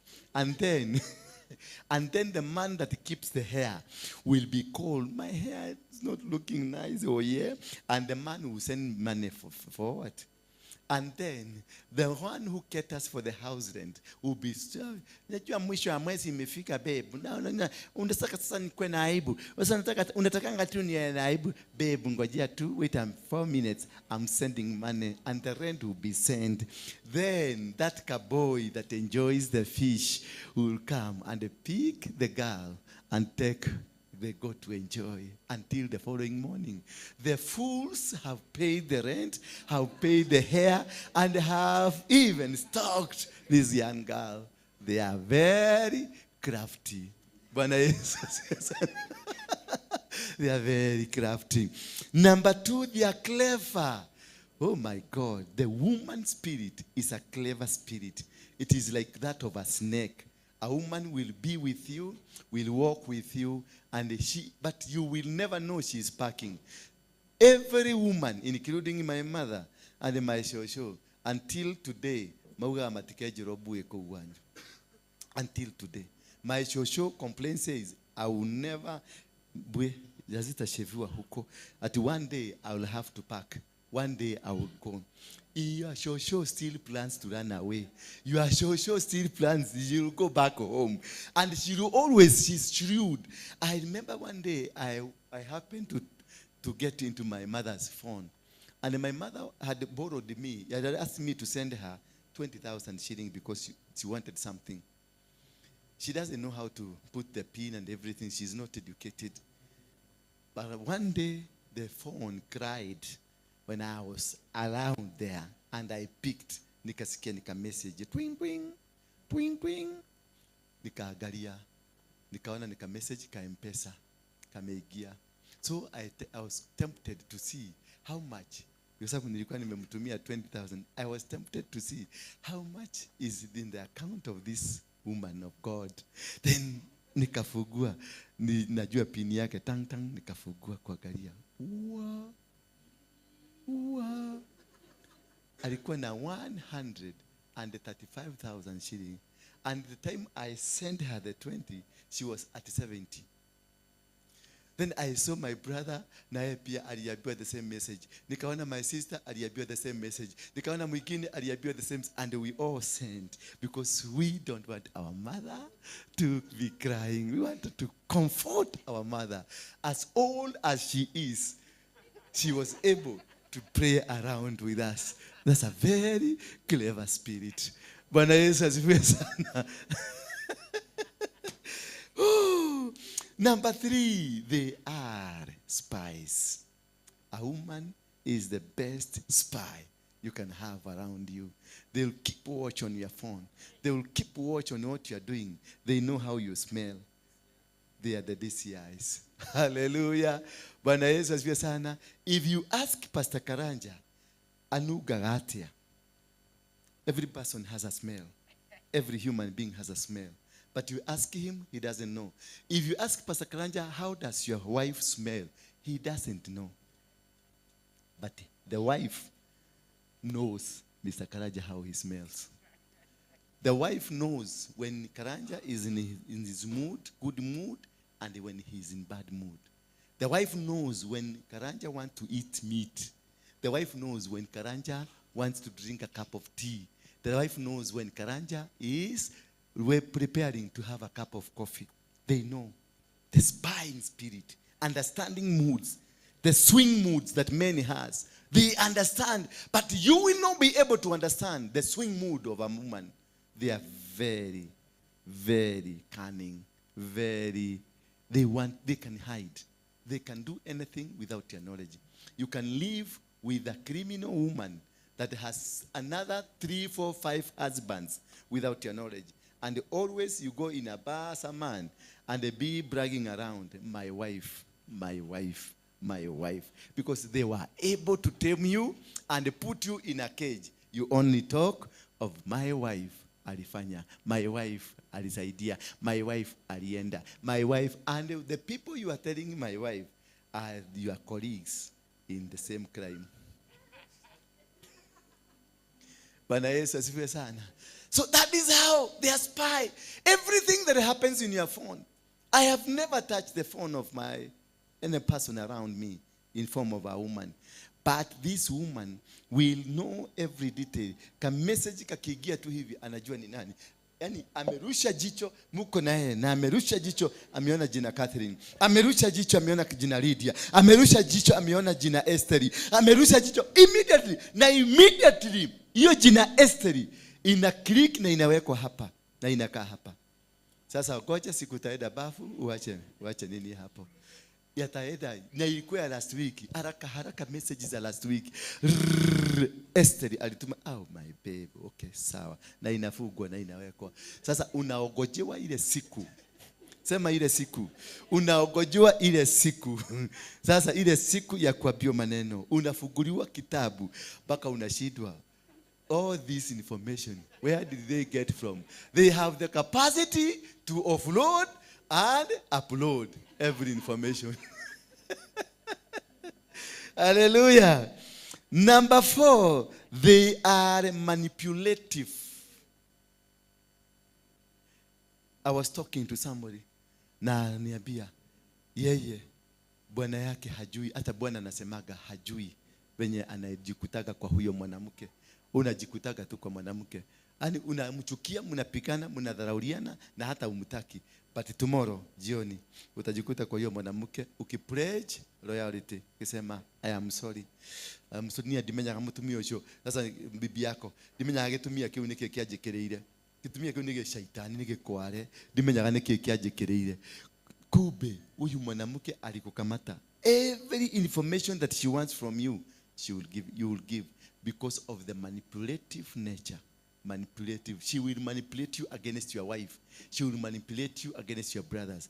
Have you ever noticed that when I marry you, Anne, and you found us with my brothers, we were close friends.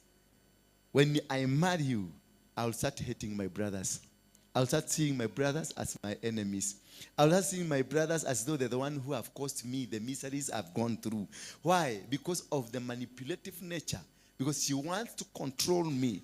She wants to have me alone. So what she will do, she will make sure she has isolated me from my entire family so that she can hit me the way she wants to hit me. So that it can make me go on my knees. If whatever she wants, I will give it to her. The son of my sister, ambaye nimekuwa nikisaidia, I will stop. And ataanza kuniambia, si brother yako pia anakuwa na pesa. Si sister zenu zote si wanakuwa na pesa. Kwa hiyo unataka pesa. Wewe tutikaikara wega guko. Tutikaikara wega guko ni mwathani aranyonirie kiroto-ine. Aranjira andu aya ni magutumagira uru. Na ni ndiraugite no ngakwira ati andu aya ni magutumagira uru. Na ni mwathani aranjira. Ndirorie mwathani urenda kubundithia atia. Mwathani aranjokire aranjira andu aya ni makuhuthagira uru. Na ni ndirahoya. Hoyete thikũ 3 nigetha ngai ajitikirie ngwire uhoro uyu no tondu ni wakinyira uhoro uyu ngwire reke ngwire ndungata ya mwathani muthuri wakwa nyendete ndigwitikira ndio makunyarire ona kanyumba karia turaikara utongiriku tatara mbeca icio ciothe ukoretwo ukihuthira ungiakite nyumba runda na tondu turi akegu tuko na nema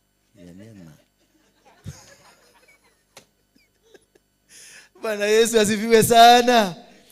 Let's look at the book of Genesis 2 to confirm the words that I've spoken. Genesis 3 verse number 2. Genesis chapter number 3 verses number 2. That is how man was swindled, akafinywa na akadanganywa na akadanganyika na akapatiwa tuda akakula. Yes. Chapter number 3, verse number 2. Genesis 3, verse number 2. And the woman said unto the serpent, we may eat of the fruit of the trees of the garden. The woman said to the serpent, we may eat of the fruit of the trees of the garden. But of the fruit of the tree which is the midst of the garden, God has said, you shall not eat of it, neither shall you touch it, lest you die. And the serpent said unto the woman, you shall not surely die. For God doth know that in the day you shall eat thereof, your eyes shall be open, and you shall be as gods, knowing good and evil. Yes. And when the woman saw that the tree was good for food, and that was pleasant to the eyes, and a tree to be desired to make one wise, she took off the fruit thereof, and did eat, and also gave her husband with her, and he did eat. Who gave this cleverness to you, women? The serpent. It is the serpent. Ndio aliwapatia hiyo cleverness. Ndio macho yenu ifunguke, ndio mkue na nguvu, ndio mkue mkae kama Mungu. Bwana Yesu asifiwe sana. Kwa hivyo ni nani anawakontrol? Ni spirit ya nyoka. Spirit number 5, the spirit of a child. Hallelujah. The spirit of a child. That one we'll get it in the book of 1 Corinthians, chapter number 13, verse number 11. The book of 1 Corinthians, chapter number 13, verse number 11. When I was a child, I spoke like a child. A child, I thought like a child, and reasoned like a child. When I became man, I gave up childish ways. Some people have refused to grow. Can somebody read it quickly? 1 Corinthians chapter 13, verse number 11. When I was a child, I spoke as a child. I understood as a child. I thought as a child. But when I became a man, I put away childish things. I put away childish things. So this spirit of a child, you behave like a child. You walk like a child. You think like a child. You behave like a child. O ohiana o tamuana. Weshiragia o tamuana. Wediaga o tamuana.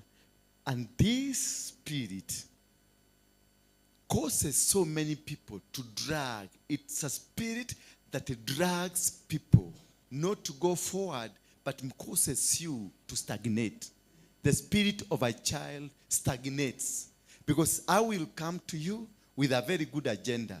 But because this thing you have a reservation for, you continue behaving like somebody who is not a grown-up. I will come and tell you, this kind of wearing you are wearing, it is not good. But because you want to be a personalized thing, you leave because you want to remain that way. You want me not to go ahead. You want me not to succeed or to move to the next level. You find that so many people, more especially men, they think like children. You tell them, this is the way we move. They don't reason like you. And these people, the kind of this spirit ya utoto, unakuta watu wengi, they keep, ukiona mtu keeping repeating herself or himself, anakuaga na utoto ndani yake. Unamwambia tunaenda hivi, anakuuliza, ulisema tuende hivi? Unamwambia ile ni mlango ndio tutapitia. Oh, ulisema ile mlango ndio tutapitia. Unamwambia tufika tuenda kwa stairs hapa. Oh, ulisema ni kwa stairs, nikifika kwa stairs niteremke. Alafu ukasema nikiteremka, akifika kwa stairs, nimefika kwa stairs, ulisema tuteremke. Huyo sasa ni utoto. Bwana Yesu asifiwe sana. Huyo mtu siogeagi na yeye mara mbili, ninakata simu na nifanya kazi nyingine, because hatutakuwa tukirudilia. Ukakuta mtu anarudilia kakitu. Najua nilikuwa nimekuja kukusaidia, lakini nilipokuja nikakupata umetoka, mimi roho yangu ilikasirika. Alafu nikakuja, unajua nilikuwa nimebeba pesa mingi sana ndio nikusaidie, lakini sasa nilikuta, sasa angalia, masista wako wakakuja wakaenda. Unajua mimi nilikuwa nimepaga nitakuja. You find that nilikuwa nimepaga, lakini hakufanya nini? Hakufanya. Hiyo ndio spirit ya utoto, kwa sababu anataka kuinsist ka kitu. Kama ungekubali ningekusaidia, kama haungetoka, kama saa hiyo ungetoka ningekupatia 30,000, kama saa hiyo ungeenda mahali hapo ulienda, ni mimi hii shamba ingekuwa yako. That person that comes in an afterthought anakuwa na ujiga na utoto. Uliza mwenzako, wana wako kinyete ko. Uliza mwenzako, ujiga yako ya utoto yako imefika wapi? Unarudilia kakitu kamoja, unarudilia kakitu kutiderera kaundu kamwe, kutiderera. Yani ni kakitu kamepita, tumediscuss, tumemaliza hiyo topic, tukienda pale hiyo topic tena narudi tena. Tumeongelea kitu tumemaliza, tukienda pale kwa mtu mwingine unakuta topic tena imerudi juu. Ile mlidiscuss mkamaliza. Na hata inakuja sasa inakuwa na force nyingine na power nyingine, kwa sababu anataka ijulikane ni yeye yako na akili. Lakini huyo mtu ni mjiga na ni mtoto. Najua naenda bio kwa sababu ya hiyo masaa. Some people have refused to grow spiritually. So these are the people who are immature completely. Hata hapa kanisani utakuta kuna mtu umemshikilia hashikiliki, bado ako pale stagnated. Umemwambia tufuate hii kajia, bado amekwama. You refuse to grow. Your spirit refuses to grow. Spiritually, you become a hopeless and a useless person. That there is nothing you can do. There is nothing you can go. Umekuwa stuck na unakwamilia kwa sababu Mungu alikunenea. Uliota siku moja ukifanya deliverance, ukafanya hivi watu wakaaguka, ama ukifanya hivi kiwete kikaona. Sasa hiyo ndio nimekwamilia mpaka sasa at a man of God. You are not a man of God. You are not even a woman of God. You uliota na labda ilikuwa illusions. Ulikuwa umefikiria ukiombea watu wapone mpaka ikakuja kwa ndoto. Hiyo sasa ndio umekwamilia ati mimi ni mtu wa Mungu. Wewe si mtu wa Mungu. Enda utafute tena ndio komelege. Gideoni aliweka karua ya kwanza na akaweka ya pili na alikuwa anaenda kuweka ya tatu. Before you are confirmed, wait. Na mtu huyo nakujaka na insist. Manabii, they don't tell people. Sitakuja hapa kukwambia. Unaona yule mama alikuwa kiwete? Ni mimi. Unaona yule kijana alikuwa anatembea hivi? Si unaona siku hizi anatembea vizuri? Ni mimi. That's not a prophet of God. That is a diviner. Anybody that tries to market what you have done by saying it from your mouth, you are not a true woman of God. Actions will speak for you, not your mouth. Allow actions to do the job. Allow testimonies. They will bring testimonies. Wherever Jesus went, he even told people, do not tell them. Aliwaambia na akajificha, mna msiwaambie ni sisi tumefanya hivyo. Bwana Yesu asifiwe sana. He never prayed, he never praised, he never did anything that was to make him seem like he has done it. Alikuwa anapita na bia mama, umesamehewa dhambi zako. Na anaenda. Your faith has healed you. He never took it to himself. Your faith has healed you. You have been forgiven. You have been done this. You don't. If you truly, you're a prayerful woman. If you truly, you're a prayerful man, you don't tell people what God has made you or has used you to do. You let those people that God used you to help, they would speak on your behalf. So if you find this man speaking, mimi, nilienda huko, mimi ndio nilifanya hiyo kanisa isimame, mimi. Nilikuta hiyo kanisa ilikuwa na watu wawili. Nilipoingia huko, hiyo kanisa ikajaa watu na kila mtu akajua ni mimi. That is a devil worshipper. Ati nilienda huko, nilikuta wote familia mzima walikuwa wagonjwa. Nikaenda nilipotufika hivi, nikasikia Roho wa Bwana amesema, hii nyumba inapona. Mungu alinizungumzia kwa ndoto. Na aliponizungumzia kwa ndoto, akaniambia, nenda kwa nyumba ya fulani na ukifika huko utawasaidia. Nikauliza, Mwathani, urenda atia? Mwadhani akanizungumzia, hiyo nataka, hiyo conversation nataka sana. Nimejaribu kuitafuta. Nimejaribu kuitafuta, haijakosa. Sasa ndio nashangaa na kama kagayatanya dete katajiguaga. Ati mwathani arajira chokere thie nginya Naikuru. Ndakinya Naikuru ri haria atumia 5 ngokora hau de maigirire guoko. Uri ni ndacoka ho ndiroria mwathani etoro na ni kiroto-ini arathie arania mwathani aria mwathani urenda thie Naikuru, urenda kunjira ndakinya kuu gwika atia mwathani. Hiyo conversation nakataka sana. We waopaji niombe nikuwe na hiyo conversation nikae kama nyinyi. I want to have that conversation because ni mzuri. Imagine utokiaje na utajira mwathani, nitajeta mwathani ati urenda ati.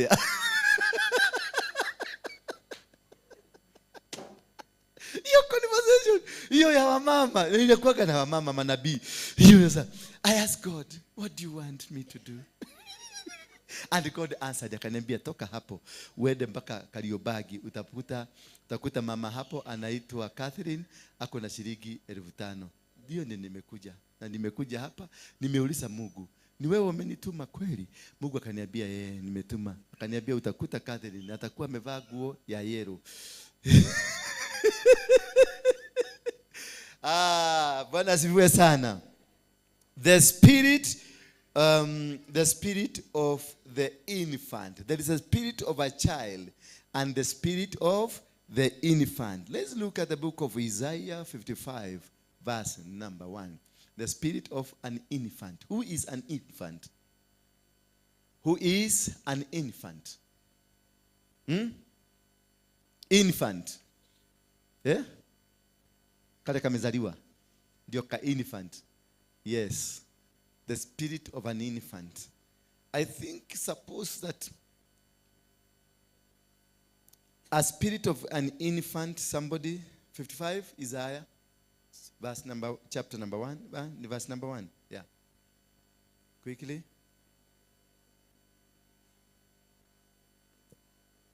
Isaiah 55, verse number 1. Ho, everyone that thirsteth, come ye to the waters, and he that has no money, come to buy and eat. You come, buy wine and drink without money and without price. Yes.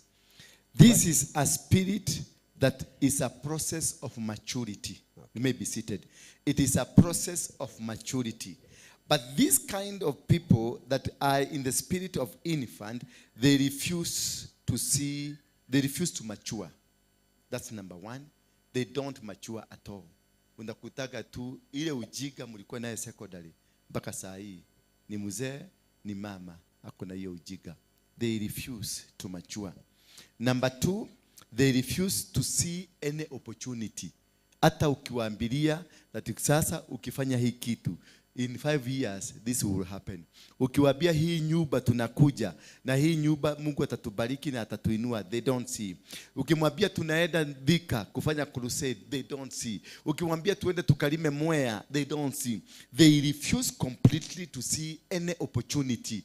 Watu wanakatakata mashamba na mnaambia mtoe shilingi 10,000 ndio hii mashamba impatie ballot. Unaona anasema nie digegora megoda yao isinie. Nie gone kwa gire mekora.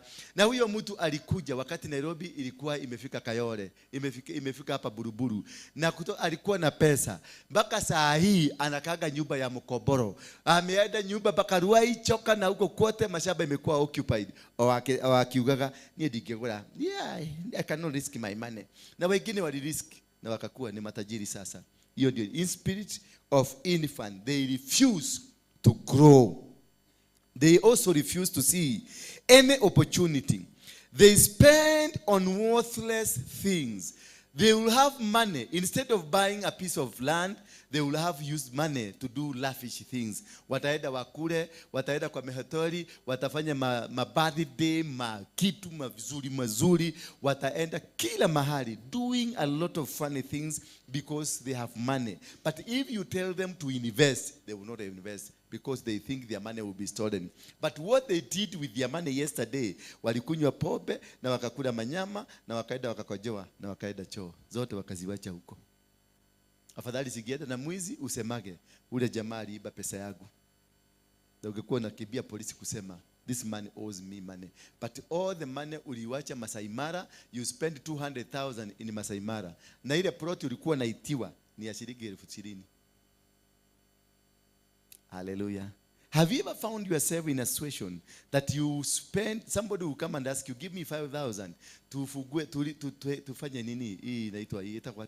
We have a circle. Like now here, we have a circle. And I'm asking you, all of you, to register in this circle. Bwana Yesu asifiwe sana. Register. And registration si mia ni 1,000. Kila mtu a register in this circle. If you want, that is. We are not forcing you. But if you want, register in this circle. Because kuna mambo mzuri tunapanga. So you tell these people, yeah, circle. Yeah, ni piramidi. Yeah, ni dikwenda. Digithia. Na hiyo 1,000, mkitoka hapa, munaenda pale kwa ile hoteli. Munakula machips na makuku ile ya kuzunguka. Yote naisha. Na huyu alikuwa anambia, toa 1,000, ujiandikishe meba, ndio ubarikiwe. They don't agree. Because they don't see an opportunity. They don't see something good. They spend much of their money on worthless things. They labor for nothing. People with the spirit of infant, they labor for nothing. They will work day and night. But if you ask them, account for the work you are working for, there's nothing. Account for that marriage, there is nothing. You labored in that man. You labored in that woman, but nothing came out of it because you didn't have a vision. That is, the spirit of infant lacks vision. They don't listen. They only talk. They will never give a chance for you to listen. They don't sit down. Wana masikio ya kusikia. They talk big. They say big. They know everything. They do everything. They are all over. They are in every space. They are in anything. They don't sit down to be taught. They don't sit down to be told anything because they know. Bwana Yesu asifiwe sana. They don't have an opportunity to listen. And lastly but not least, they don't sustain covenants. The infant spirit. They don't sustain any covenant. You agree with them, watakuruka. You say plan everything with them, watakuruka. You do anything with them, watakuruka. They don't sustain any covenant. And may God bless you. Wow. Unapiga makofi kwa nini? Kwa sababu ya venye mtatoa sadaka. Leo mtalipa vizuri. Sijamaliza na mimi, tunaenda spirit ya 7. Ama mmechoka tufanye Sunday? Yeah? Tufanye Sunday? Tumalize?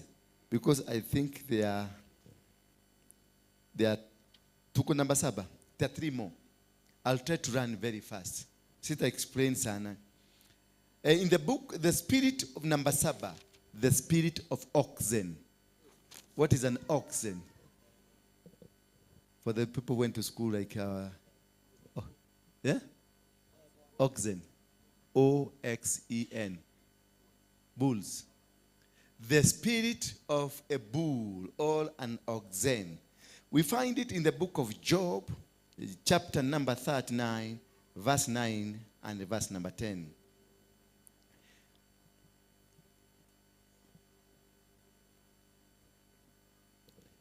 Quickly. Job chapter 10, verse number 9 to 10. Okay. Chapter number 39. Job chapter number 39, verse it's 9 and verse 10.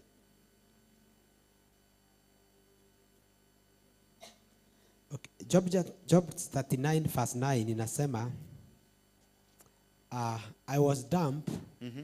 I opened my mouth. Okay, sorry, let me repeat. Verse 9, I was dumb. I opened my mouth because thou didst it. Remove thy stroke away from me. I am consumed. No. Unasoma vitu zako. The book of Job. Sorry. Yeah, I was reading something different. Okay, verse 9 says, with the unicorn, be willing to serve thee, or abide by thy climb. Is the wild ox willing to serve thee? Will he spend the night at your manger? Can you bide him with the fallow or with the lobes? Or will he hallow the valleys after you? That is verse 9 to 10. Yeah. Will he depend on him because his strength is great? And will he leave to him your labor? Do you have faith in him? The spirit of oxen does not have faith. You lack faith. Where you find you lack faith on something, it is because the spirit that operating in you, it is a spirit of an oxen, meaning it brings to you the spirit of unwillingness. Those people, they are always unwilling to do, unwilling to move forward, unwilling to stand, unwilling to make a decision. They are limited to making decision. Number two, they are untrusted people. They are completely untrusted people. There are people are here in church, but I cannot trust them. There's this wife that you have, you don't trust. There's this husband that is your husband, but you don't trust him. There's this manager you have, you don't trust. There's this worker you have, you don't trust. Because they are unwilling to volunteer, to make, to move, to do things. And number three, they are stubborn. They cannot be tamed. They are stubborn. There are people naturally, their wives who are naturally very stubborn. There are husbands naturally who are very stubborn. There are people, pastors, who are very stubborn. There are men and women of God who are very stubborn. They cannot hold on to anything because they want always to be seen. It's like, had it not for them, this could not be working. And they don't do. And number 8, the spirit of sheep. John 10, verse 1. The spirit of sheep. The spirit of sheep, it is more especially describes people in the church. John 10, verse 1. John 10, verse 1. Truly, I say to you, he who does not enter the sheepfold by the door, but climbs by another way, that man is a thief and a robber. But he who enters the door by its but he who enters by the door is the shepherd of the sheep. To him the gatekeeper opens, the sheep hears his voice, and he calls his own sheep by name and leads them out. Thank you. So this spirit has 2 major characteristics. It depicts of foolishness. Kodoo, sisi tunaitagwa makodoo wa Yesu. Kodoo, they follow. Kodoo, they are obedient. Kodoo, they are not like madhege. Madhege, dhege ni sege. Inaitagwa na Kiswahili. Buzi. Buzi. Dhege na Gikuyu. Na Kikamba to itata. Kwenda Mukamba ba? Dhenge. Na Keluya tunaitaje? Luombo. And any other language we have, the Kisi, Abagusi, Mbra, nakimoko nyeruka. He got, nakimoko nyeruka. No matter Kisia, nakimoko nyeruka. Ata ujui. Musi naro, musi. Hakuna. Na Mjaluo, Aworo. Ulipona? Yes. Ah. Inaitwa DL. Mungu DL. Kwa hivyo Mungu alikuja mpaka kwako akakuponya. So, the sheep ama goat, they don't have any discipline. They leave them here. Tomorrow they jump. And that is why pastors in church tunaobaga sana Mungu asikubalishe ama asikuletee mabusi, akuletee makodoo. Maana ukiona wewe ulikuwa kanisa hii, umehama umeenda kanisa hii gine, kesho kuta uko kanisa hii gine, wewe you are he got wethenge ya kurugarugaga. Unaruka hapa, unaruka pale, unaruka pale. You are not sustainable. You are not, you cannot sit one place and be fed. Mabusi hazipatiagwi, hawakuragi wakashiba, na hawakuragi from one nyugu, wanakuraga from everywhere. So if you look at yourself, wewe ni wakurukaruka. Kama uko na mwanaume wegi ama wanawake, wewe ni wakurukaruka. Ukijua uko na hapa, uko na pale, uko na pale, wewe ni thege. Bwana Yesu asifiwe sana. Kwenye kazi ambayo unafanya leo, unafanya hapa, kesho unafanya pale, kesho unafanya huko, kesho kutuna huko, dada huko, wewe ni thege. Bwana Yesu asifiwe sana. Thege cannot be trusted. Thege cannot be respected. Thege cannot be given a responsibility. Matheges, they don't have responsibilities, but a sheep got a responsibility. Sheep are loyal. They behave like they are fools, but they are loyal. And at the end of the day, those who behave like the spirit of a sheep, they earn, they succeed, they win. Every battle of a sheep is easily won than he ya thege. Kwa sababu thege ikienda ione thege nyingine, inainuaga juu kichwa, inagoga. Ti! Inainua kichwa, inagoga. Ti! Nilikuwa naangalia nyingine, iliwekwa kwa kioo padi hile. Sasa hii ikakuja, ikaona thege ingine inakuja. Wenye inakuja, ile inakuja. Sasa ikarudi nyuma, ikaona ile imerudi nyuma. Na ni yeye tu ikarudi nyuma. Sasa ikakuja, ti! Ikaona tena ikarudi nyuma. Tena ikakuja, ti! Lakini haikutoka huko ikijua ni yeye mwenyewe alikuwa anajigoga. Bwana Yesu asifiwe sana. So the spirit of a sheep depicts that kind of a foolish kind of a following. Yani, it's not foolish in the negative side.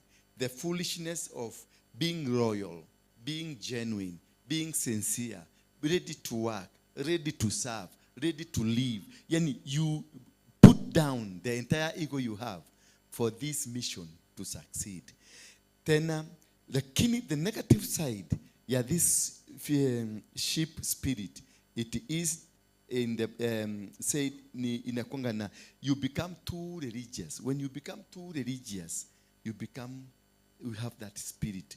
Udini mwingi unakuwa, yani you breathing ukihonoko. You are walking kihonoko, you are sleeping kihonoko, you are eating kihonoko. You are holier than thou. That is the spirit of a sheep. So you need to moderate. You need to put it somewhere that you can be able to unakutembea. Kuna mtu hapa akisikia sasa huyu mwanaume ni mwizi, utakuta kuna watu watamuondokea kwa sababu wao ni waokofu.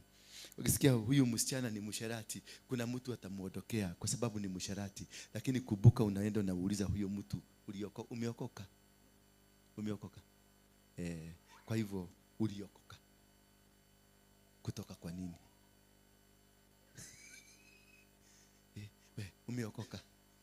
Kwa hivyo uliokoka kutoka kwa nini?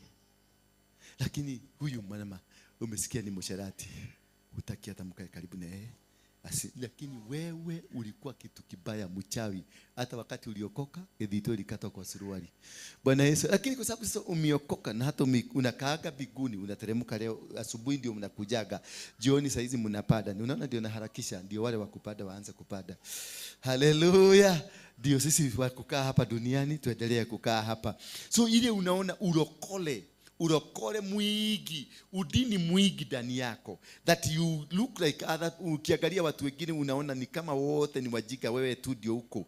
Hiyo ninataka the spirit of a sheep, because sheep inakuaga imecool, inafanya mambo yake in a royal manner. In the book of Luke 16 verse 8 inasema, the master commanded the dishonest manager for his shrewdness, for the sons of this world are more shrewd in dealings with their own generation than the sons of the light. Hallelujah. These are skewed. They are shrewd. They do things in their own likeness of the Son of the world. And lastly, but not least, completely, I think, no. Number 9, the spirit of a camel. The spirit of a camel. Isaiah 30, verse 6. An oracle on the beast of Negeb. Though the land of trouble and anguish, from where comes lioness? Somebody do it. Isaiah 30 verse 6. From the ESV version.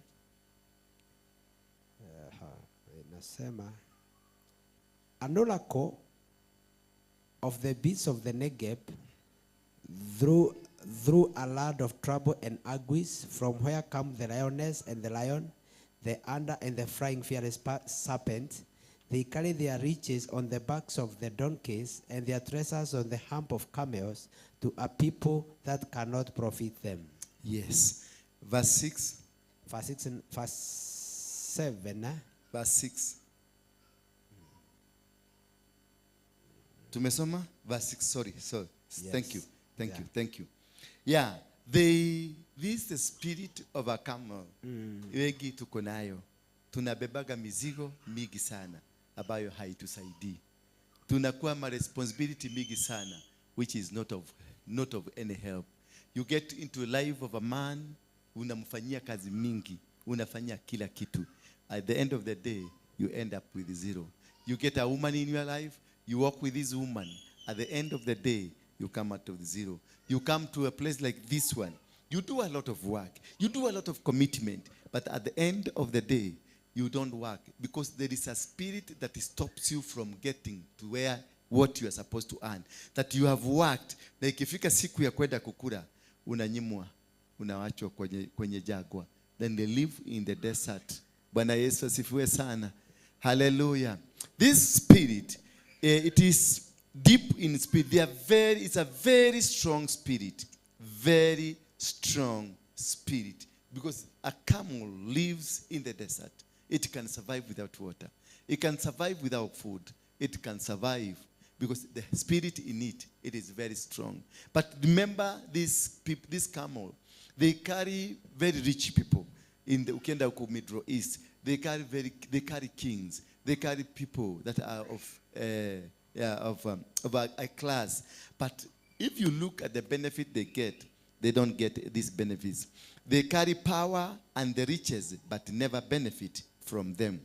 Multitudes of camels shall cover you, the young camels of the Midian and the Ephah. All those from Sheba shall come. They shall bring gold and frankincense, and shall bring good news. But this gold and this good news will never benefit them.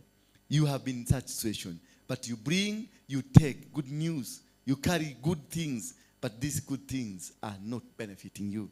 You are just living there.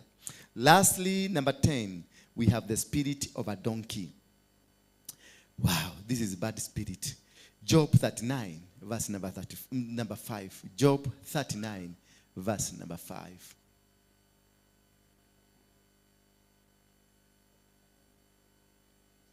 Forgive me for running very fast. It's the time I'm considering. If I find time next week, I'll try to. Are we there? Job 39?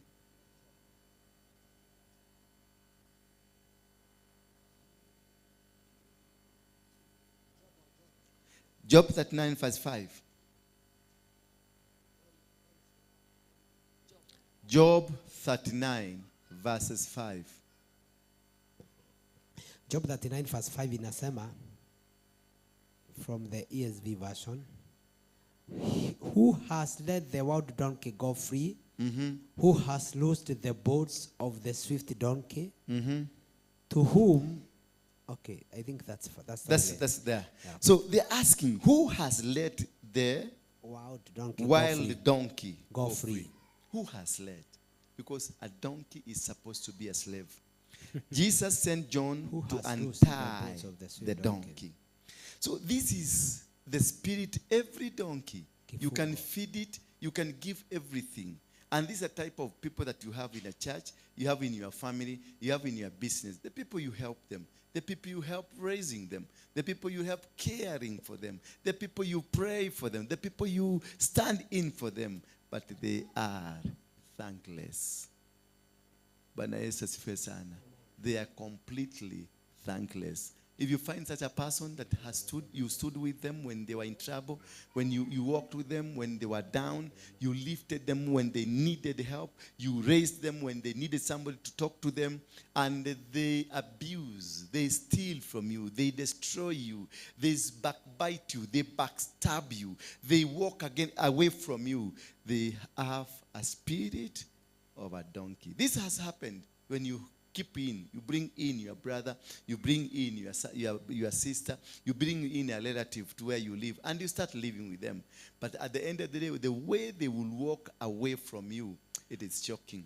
Utashangaa venye watakusema, venye watakusengenya, they will do everything possible. They will some wanaenda baka kwa witches, wanaenda kununua uchawi wa kuweka chini.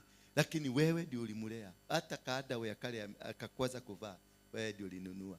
Hata kagashifu kakwaza, wewe ndio ulinunua. Alikuwa hana, lakini wakati tunyama tulirudi na kasura kakakuwa mzuri na ni mafuta yako imemfanya hivyo, anakugeuka. They are thankless. They will hit you and hit you hard. Asante ya puda ni nini? Ni mateke. They are unable to make decisions. That is why they are thankless, because they are unable to make decisions. They don't make decisions. They will always wanasemaga hivyo wengine wamesema, naonelea niende na hiyo solution ya wengine. If you have a group or a team na usikie mtu akisema nimeonelea hivyo wamesema, naona ni hata mimi ni support, huyo ni dog. You are having a dog inside you, na hiyo dog itakuja kukuoga. Number 2, and they are used undeservedly. Ni watu ambao wanatumikaga kiofyo. Unajua there is nothing about unworthy kama doggy. And if you have a spirit of a doggy, you need to think. Unajua mafi ya doggy haiwezi kuwa fertilizer. Gosi ya doggy haiwezi kutengenezwa hata drum ya kupiga. Nyama ya dogi labda Waturukana wakule. Hakuna kitu ya dogi apart from being a beast of burden. They are always tied. Na upatagi dogi imewekwa kwa zizi, inaachilia huko, inalala huko kwa barabara, inakaa huko nje. They are tied. Their destinies are tied. And that is why Jesus sent this man, go and untie. Bwana Yesu asifiwe sana. That is why Samuel sent who? Samuel sent who to go and untie? Yes, that when you go, you will find a donkey, and from there, your message will be found. They are always held captives. So ukiangalia, in your life, you are a captive. At work, you are a captive. Ile kitu unafanyaga ni kufanyishwa kazi kama puda. Ujue ni puda. Uko na roho ya puda ndani yako. Bwana Yesu asifiwe sana. Uliza mwenzako, wewe ni puda aina gani?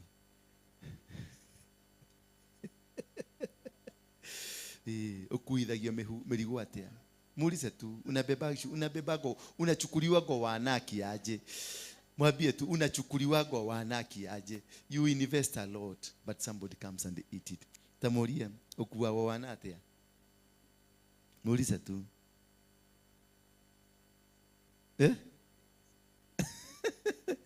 Tusimame kwa miguu yetu na tushukuru Mungu. Now we come to an end of the familiar spirits. Hizi ni maspirit ambazo ziko ndani yetu. Na ukienda ujichuguse, utajiona wewe ni camel, wewe ni ng'ombe, ama wewe ni puda. Utajiangalia tu, ama wewe ni mtoto. Kuna watu tuko na wao hapa. Unaonaga wakati alikuja ulifikiria ni mtu mzima, lakini wakati ulikuja mkakaa na yeye chini ukaona ni kitoto tu hiki. Geke ni kiana tu.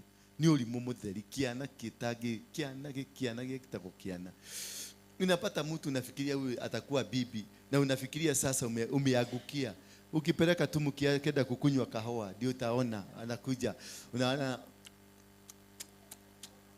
Alafu anaistiki hapo. Sasa unashindwa huyu. Mwende sasa State House kwa Ruto. Atatoa hia, astiki kwa meza ya Ruto na kuna kamera. Sasa unajua huyu si hakuna mahali tunaenda na huyu. Bwana Yesu asifiwe sana. So you must be observative. We observe what kind of a spirit that is operating in you. These are the spirit that hinders you from the successes of God. These are the spirit that hinders you from your success of your ministry, success of your marriage, success of your business, successes of anything. It has cost you, and it has cost you to suffer in your relationship. Because the kind of people that worked with you are a kind of people that have a donkey spirit. The kind of people that are infant spirit. They're child spirit. You're always thinking going forward, but they're always thinking bringing you behind. So this is a spirit you were worthy to pray against. Open your lips. Because I know all of you. Wewe umejiona spirit gapi kwa hizo zote? Umeona gapi? Wewe umeona gapi? Moja tu. Wewe umeona gapi? Ile uko iko ndani yako. 3. Wewe umeona gapi? Na wewe umeona gapi? Na wewe kama zote ama ni moja? Na wewe kadhaa, hata puda iko ndani. Open your lips now. Open your lips, mwambie Mungu, I'm here that this familiar spirit be disconnected in my life. Open your lips and disconnect yourself from, mention them. Mention ile umeona uko ndani yake. Mention it, speak. Kama ni puda iambie puda, get out of my life. Kama ni ng'ombe dume iambie iondoke. Kama ni infant waambia mimi kutoka leo ujika ya utoto sitafuata. Just open your lips. Fungua tu kinywa chako. Fungua tu kinywa chako. Fungua tu kinywa chako. Mungu wako hapa. Yes.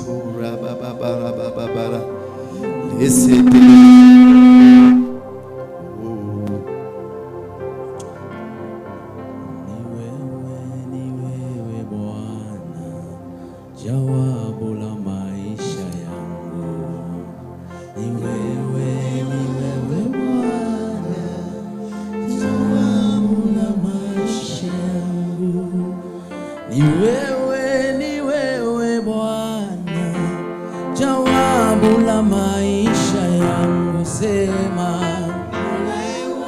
ni wewe Bwana, jawabu ya maisha yangu. Ni wewe Bwana, jawabu la maisha yangu.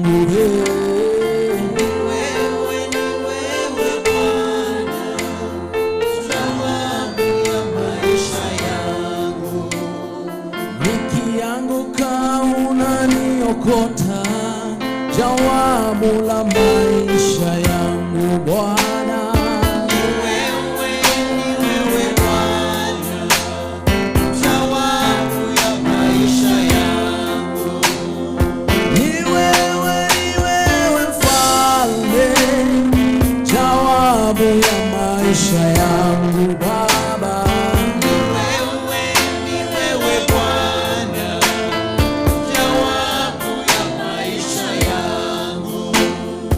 ni wewe ambaye nahitaji jawabu ya maisha yangu Baba. Ni wewe Bwana, jawabu ya maisha yangu.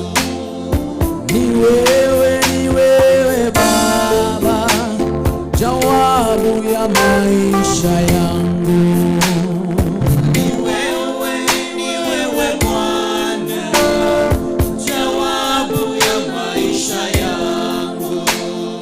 Ni wewe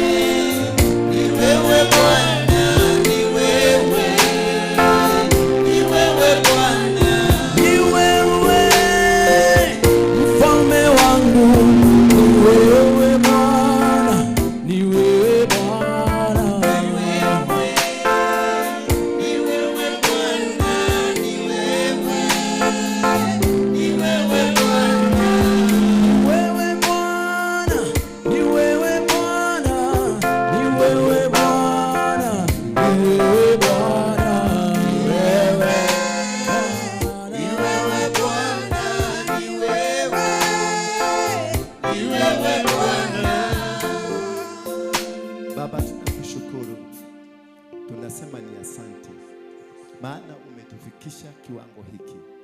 Umetufundisha jinsi ya kuelewa familiar spirits, maroho ambayo ni ya kujifananisha, ambayo yanatokelezeanga watu.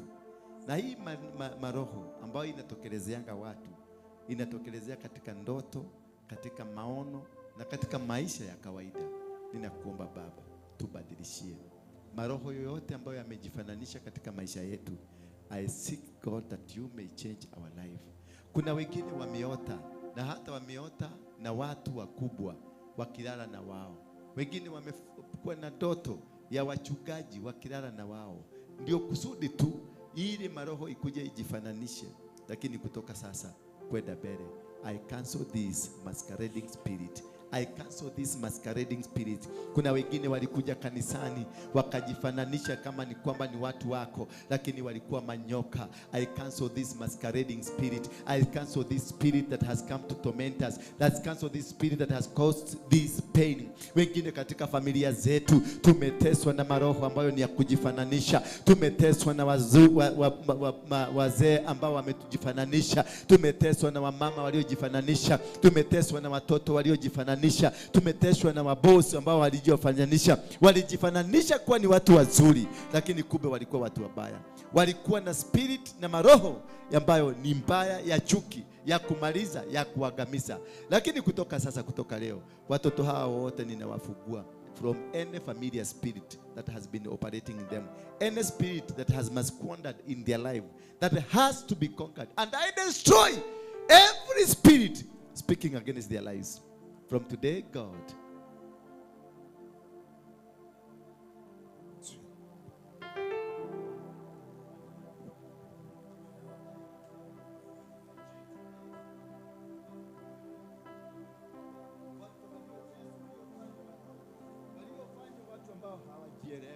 wakapate kujielewa.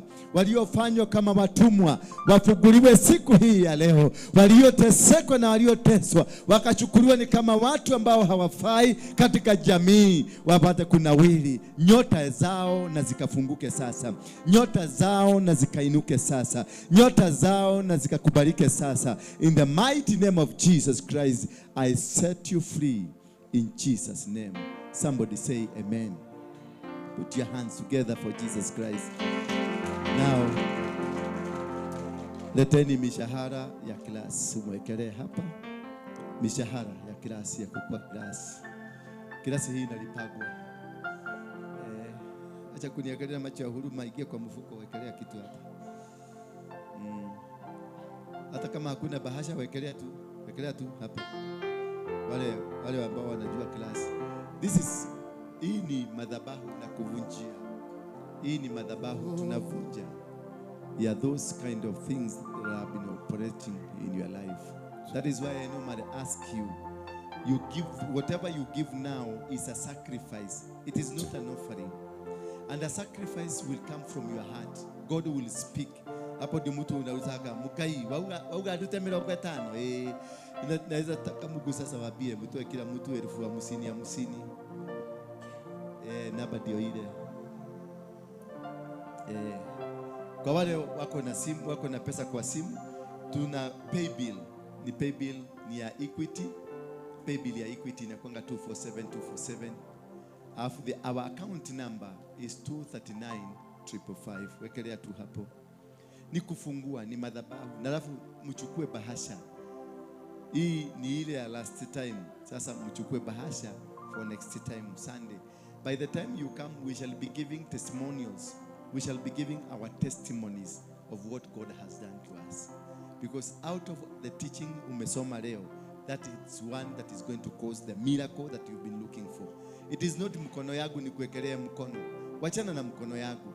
Wachana tu. Nikiamua siku ile Mungu aniambie nimuulize kainiwa wauga aje maigerera moko ajire maigerera guoko, then I will do it. Hallelujah. Ni nyinyi naokoja. Wacheni kuangalia chini. Nataka pesa. Mwekelee hapa. Wacheni kuangalia chini. Jilete tu hata kama una kitu ujifanyishe kama umeangusha.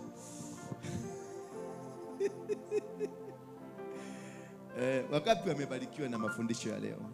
Lift up your hand if you have been blessed. Kwa hivyo umeinua mkono, inua mkono wa kuitisha bahasha, utaniletea on Sunday hapa. Inua mkono tu wa kuinua bahasha. Lete, wao wameinua mikono. Wale wamebarikiwa, inua mkono juu kabisa. Wale wamebarikiwa, kama unajua umebarikiwa. Ninasema ulete bahasha, naona inua mkono. Lete bahasha, hii mikono imeinua inakuitisha bahasha. Inakwambia nataka kwenda nyumbani, nikienda nyumbani nitajua Mungu atanibariki. Nitalete on Sunday. Wapatieni. They are asking. Angalia yule ameinua mkono. Sasa wewe unasimama huko badala ukipatiana. Wengine angalia hapa na hata admin ameinua mkono. Na bado wewe unaendelea tu kukaa hapo umesubaa. Badala ukiekelea kama chair lady wetu unaona amewekelea. Na chair lady leo hakukuja kanisa asubuhi. Alikuwa na majukumu.